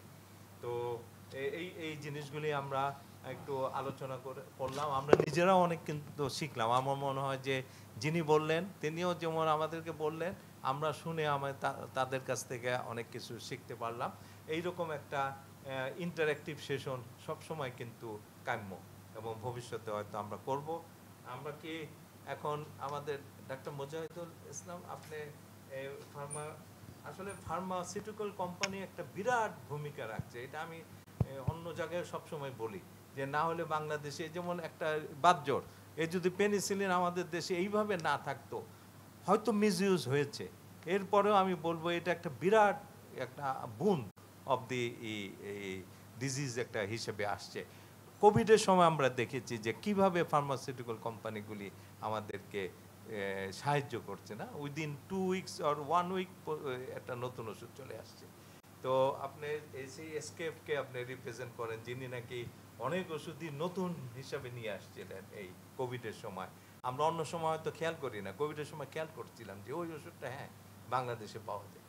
তো এই ব্যাপারে আপনি এই যে আমরা 29শে সেপ্টেম্বর আমরা ওয়ার্ল্ড হার্ট ডে পালন করব, আমরা প্রতিরোধের কথাও যেমন চিন্তা করব, এই রোগটা যাতে ভালোভাবে আমরা চিকিৎসা করতে পারি এটা নিয়েও আমরা চিন্তা করব। তো একটু ডাক্তার মোজাহিদুল ইসলাম, আপনি একটু যদি এই ব্যাপারে আমাদের সাথে একটু অংশগ্রহণ করেন। ধন্যবাদ স্যার। আসসালামু আলাইকুম। প্রথমেই আমি এসকে ফার্মাসিউটিক্যালসের পক্ষ থেকে বাংলাদেশের সমস্ত বরেণ্য হৃদরোগ চিকিৎসকরা যারা সবাই আজকে স্যার বলেছেন একই ছাদের নিচে একসাথে হতে পেরেছি আমরা বিশ্ব হার্ট দিবস উপলক্ষে আয়োজিত অনুষ্ঠানে, এসকেএফের পক্ষ থেকে আমি আপনাদের সবাইকে কৃতজ্ঞতা জানাই, ধন্যবাদ জানাই। আজকের এই অনুষ্ঠানটিতে হৃদরোগের চিকিৎসা নিয়ে যেমন কথা হয়েছে, তেমনি সচেতনতা নিয়েও কথা হয়েছে, এবং যত বেশি এই সচেতনতা বা প্রচারটা করা যাবে, আমি যতটুকু শিখতে পেরেছি, স্যার কিছুক্ষণ আগে বলছিলেন যে এখানে শেখারও বিষয় আছে, যে প্রচারের জায়গাটাও খুবই গুরুত্বপূর্ণ। এবং আজকের এই অনুষ্ঠানটি দেশ বরেণ্য হৃদরোগ চিকিৎসকদের কথা আমরা আমাদের এসকেএফের যত সোশ্যাল মিডিয়াগুলো আছে, ফেসবুক প্ল্যাটফর্ম বলি বা আমাদের ইউটিউব প্ল্যাটফর্ম, প্রথম আলো থেকে এবং একটি টিভি চ্যানেলও আর টিভি থেকেও এটা প্রচারিত হচ্ছে, এবং আমি বিশ্বাস করি এই প্রচারের মাধ্যমে দেশের হাজারো মানুষ হৃদরোগ সম্পর্কে উপকৃত হবে। তো এই যে হৃদরোগ বা হার্ট ডিজিজ, এটা সম্পর্কে প্রথমেই যেটা জানতে পেরেছিলাম, প্রথম বক্তাই আমাদের অধ্যাপক ফিরোজ ভাই, উনি শুরুতেই যেটা বলেছে ঘাতক ব্যাধি দিয়ে শুরু করেছিলেন এবং পুরো হৃদরোগের সমস্ত পিকচারটাকে একসাথে সামারাইজ করেছেন। এই যে ঘাতক ব্যাধি, আজকে অনুষ্ঠানে আসতে আসতে কিছুটা নিজেও পড়াশোনা করেছি, আর আজকে তো অনেক কিছু শিখলাম। তো যেটা জানলাম যে 75% অফ কার্ডিওভাস্কুলার যে ডেথ হয়, এটা হচ্ছে নিম্ন অথবা মধ্যম আয়ের দেশে হয়। তো এই যে ডেথ হচ্ছে, এটা তাহলে আমরা এই আজকের আলোচনায় দুইটা বিষয় পেয়েছি, একটা হলো চিকিৎসা, একটা হলো সচেতনতা। তো প্রথমে আমি একটু সচেতনতার ব্যাপারটা বলি, তারপর স্যার যেহেতু চিকিৎসায় ওষুধের ব্যাপার বলেছে, তারপর আমি ওইটা দিয়ে শেষ করব। সচেতনতায় আজকের যে আলোচনা হলো বিশ্ব হার্ট দিবস উপলক্ষে, এ ধরনের আলোচনার খুব গুরুত্বপূর্ণ ভূমিকা আছে, এবং হাজারো মানুষ, দেশের বাংলাদেশের মতো একটি দেশে হাজারো মানুষ উপকৃত হতে পারে।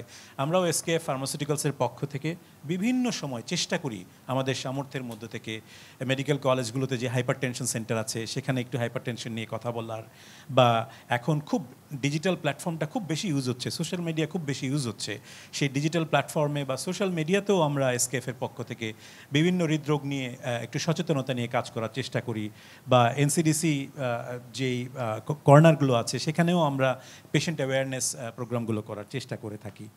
তো এই যে সচেতনতা নিয়ে হৃদরোগের প্রতিরোধ করা এবং নিয়ন্ত্রণ করা, যত আলোচনা আজকে এখানে হয়েছে এবং চিকিৎসা নিয়ে যত আলোচনা হয়েছে, আমি নিজে এটাকে একটু সামারি করার চেষ্টা করেছি। তো সেটাতে আমি যতটুকু জানলাম, বুঝলাম বা শিখলাম, সেটা হচ্ছে গিয়ে হার্ট 5টা অ্যালফাবেট দিয়ে হয়, HEART, তো একটু করে লেখার চেষ্টা করলাম যে HEA প্রথম 3টা অ্যালফাবেটই দেখছি যে আসলে আমাদের চিকিৎসার আগেও আরও অনেকগুলো ব্যাপার আছে। H ফর আমি যদি বলি হেলদি লিভিং, এটা অনেকেই বলেছেন, এটা খুব ইম্পর্ট্যান্ট একটা ফ্যাক্টর আমার মনে হয় হৃদরোগের প্রতিরোধ বা নিয়ন্ত্রণের জন্য। এরপর HEতে ইট হেলদি, এটাও আসছে বিভিন্ন জায়গায়, বিশেষ করে কোলেস্টেরল নিয়ে যখন কথা হচ্ছিল তখন আমাদের খাবারের ভূমিকাটাও আসছে। আর অলওয়েজ অ্যাক্টিভ HEA, এটাতে যেটা বলছি সেডেন্টারি লাইফস্টাইল নিয়ে কথা হচ্ছিল। সো হেলদি লিভিং, ইট হেলদি এবং অলওয়েজ অ্যাক্টিভ, HEA, এই 3টা হচ্ছে গিয়ে সামারি করার চেষ্টা করেছি আমি। আর টি চিকিৎসার মধ্যে চলে আসলাম। আরতে প্রথমে আমি যেটা লিখেছি রিস্ক ফ্যাক্টর আইডেন্টিফিকেশন, অনেকগুলো রিস্ক ফ্যাক্টর নিয়ে এখানে কথা হয়েছে, ডায়াবেটিস নিয়ে কথা হয়েছে, ডিসলিপিডেমিয়া নিয়ে কথা হয়েছে, স্মোকিং নিয়ে কথা হয়েছে।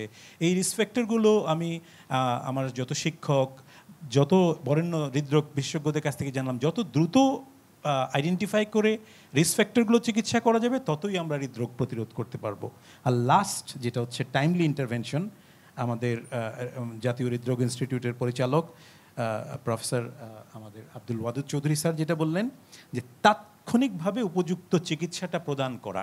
লাস্টে HEARTটির টাইমলি ইন্টারভেনশন যেটা বলেছিল যে একটা উপজেলা লেভেলে যদি অ্যাটলিস্ট একটা প্রাথমিক চিকিৎসাটা যেটা দেওয়া যায় একটা ডিজিটাল প্ল্যাটফর্ম করে বা সমন্বয়টা করে, তাহলে কিন্তু স্পেশালাইজ হসপিটালগুলোতে আমরা এমনকি মর্টালিটিও কমাতে পারবো, স্পেশালাইজ হসপিটালগুলোতে আমরা অনেক প্রেশারও কমাতে পারবো।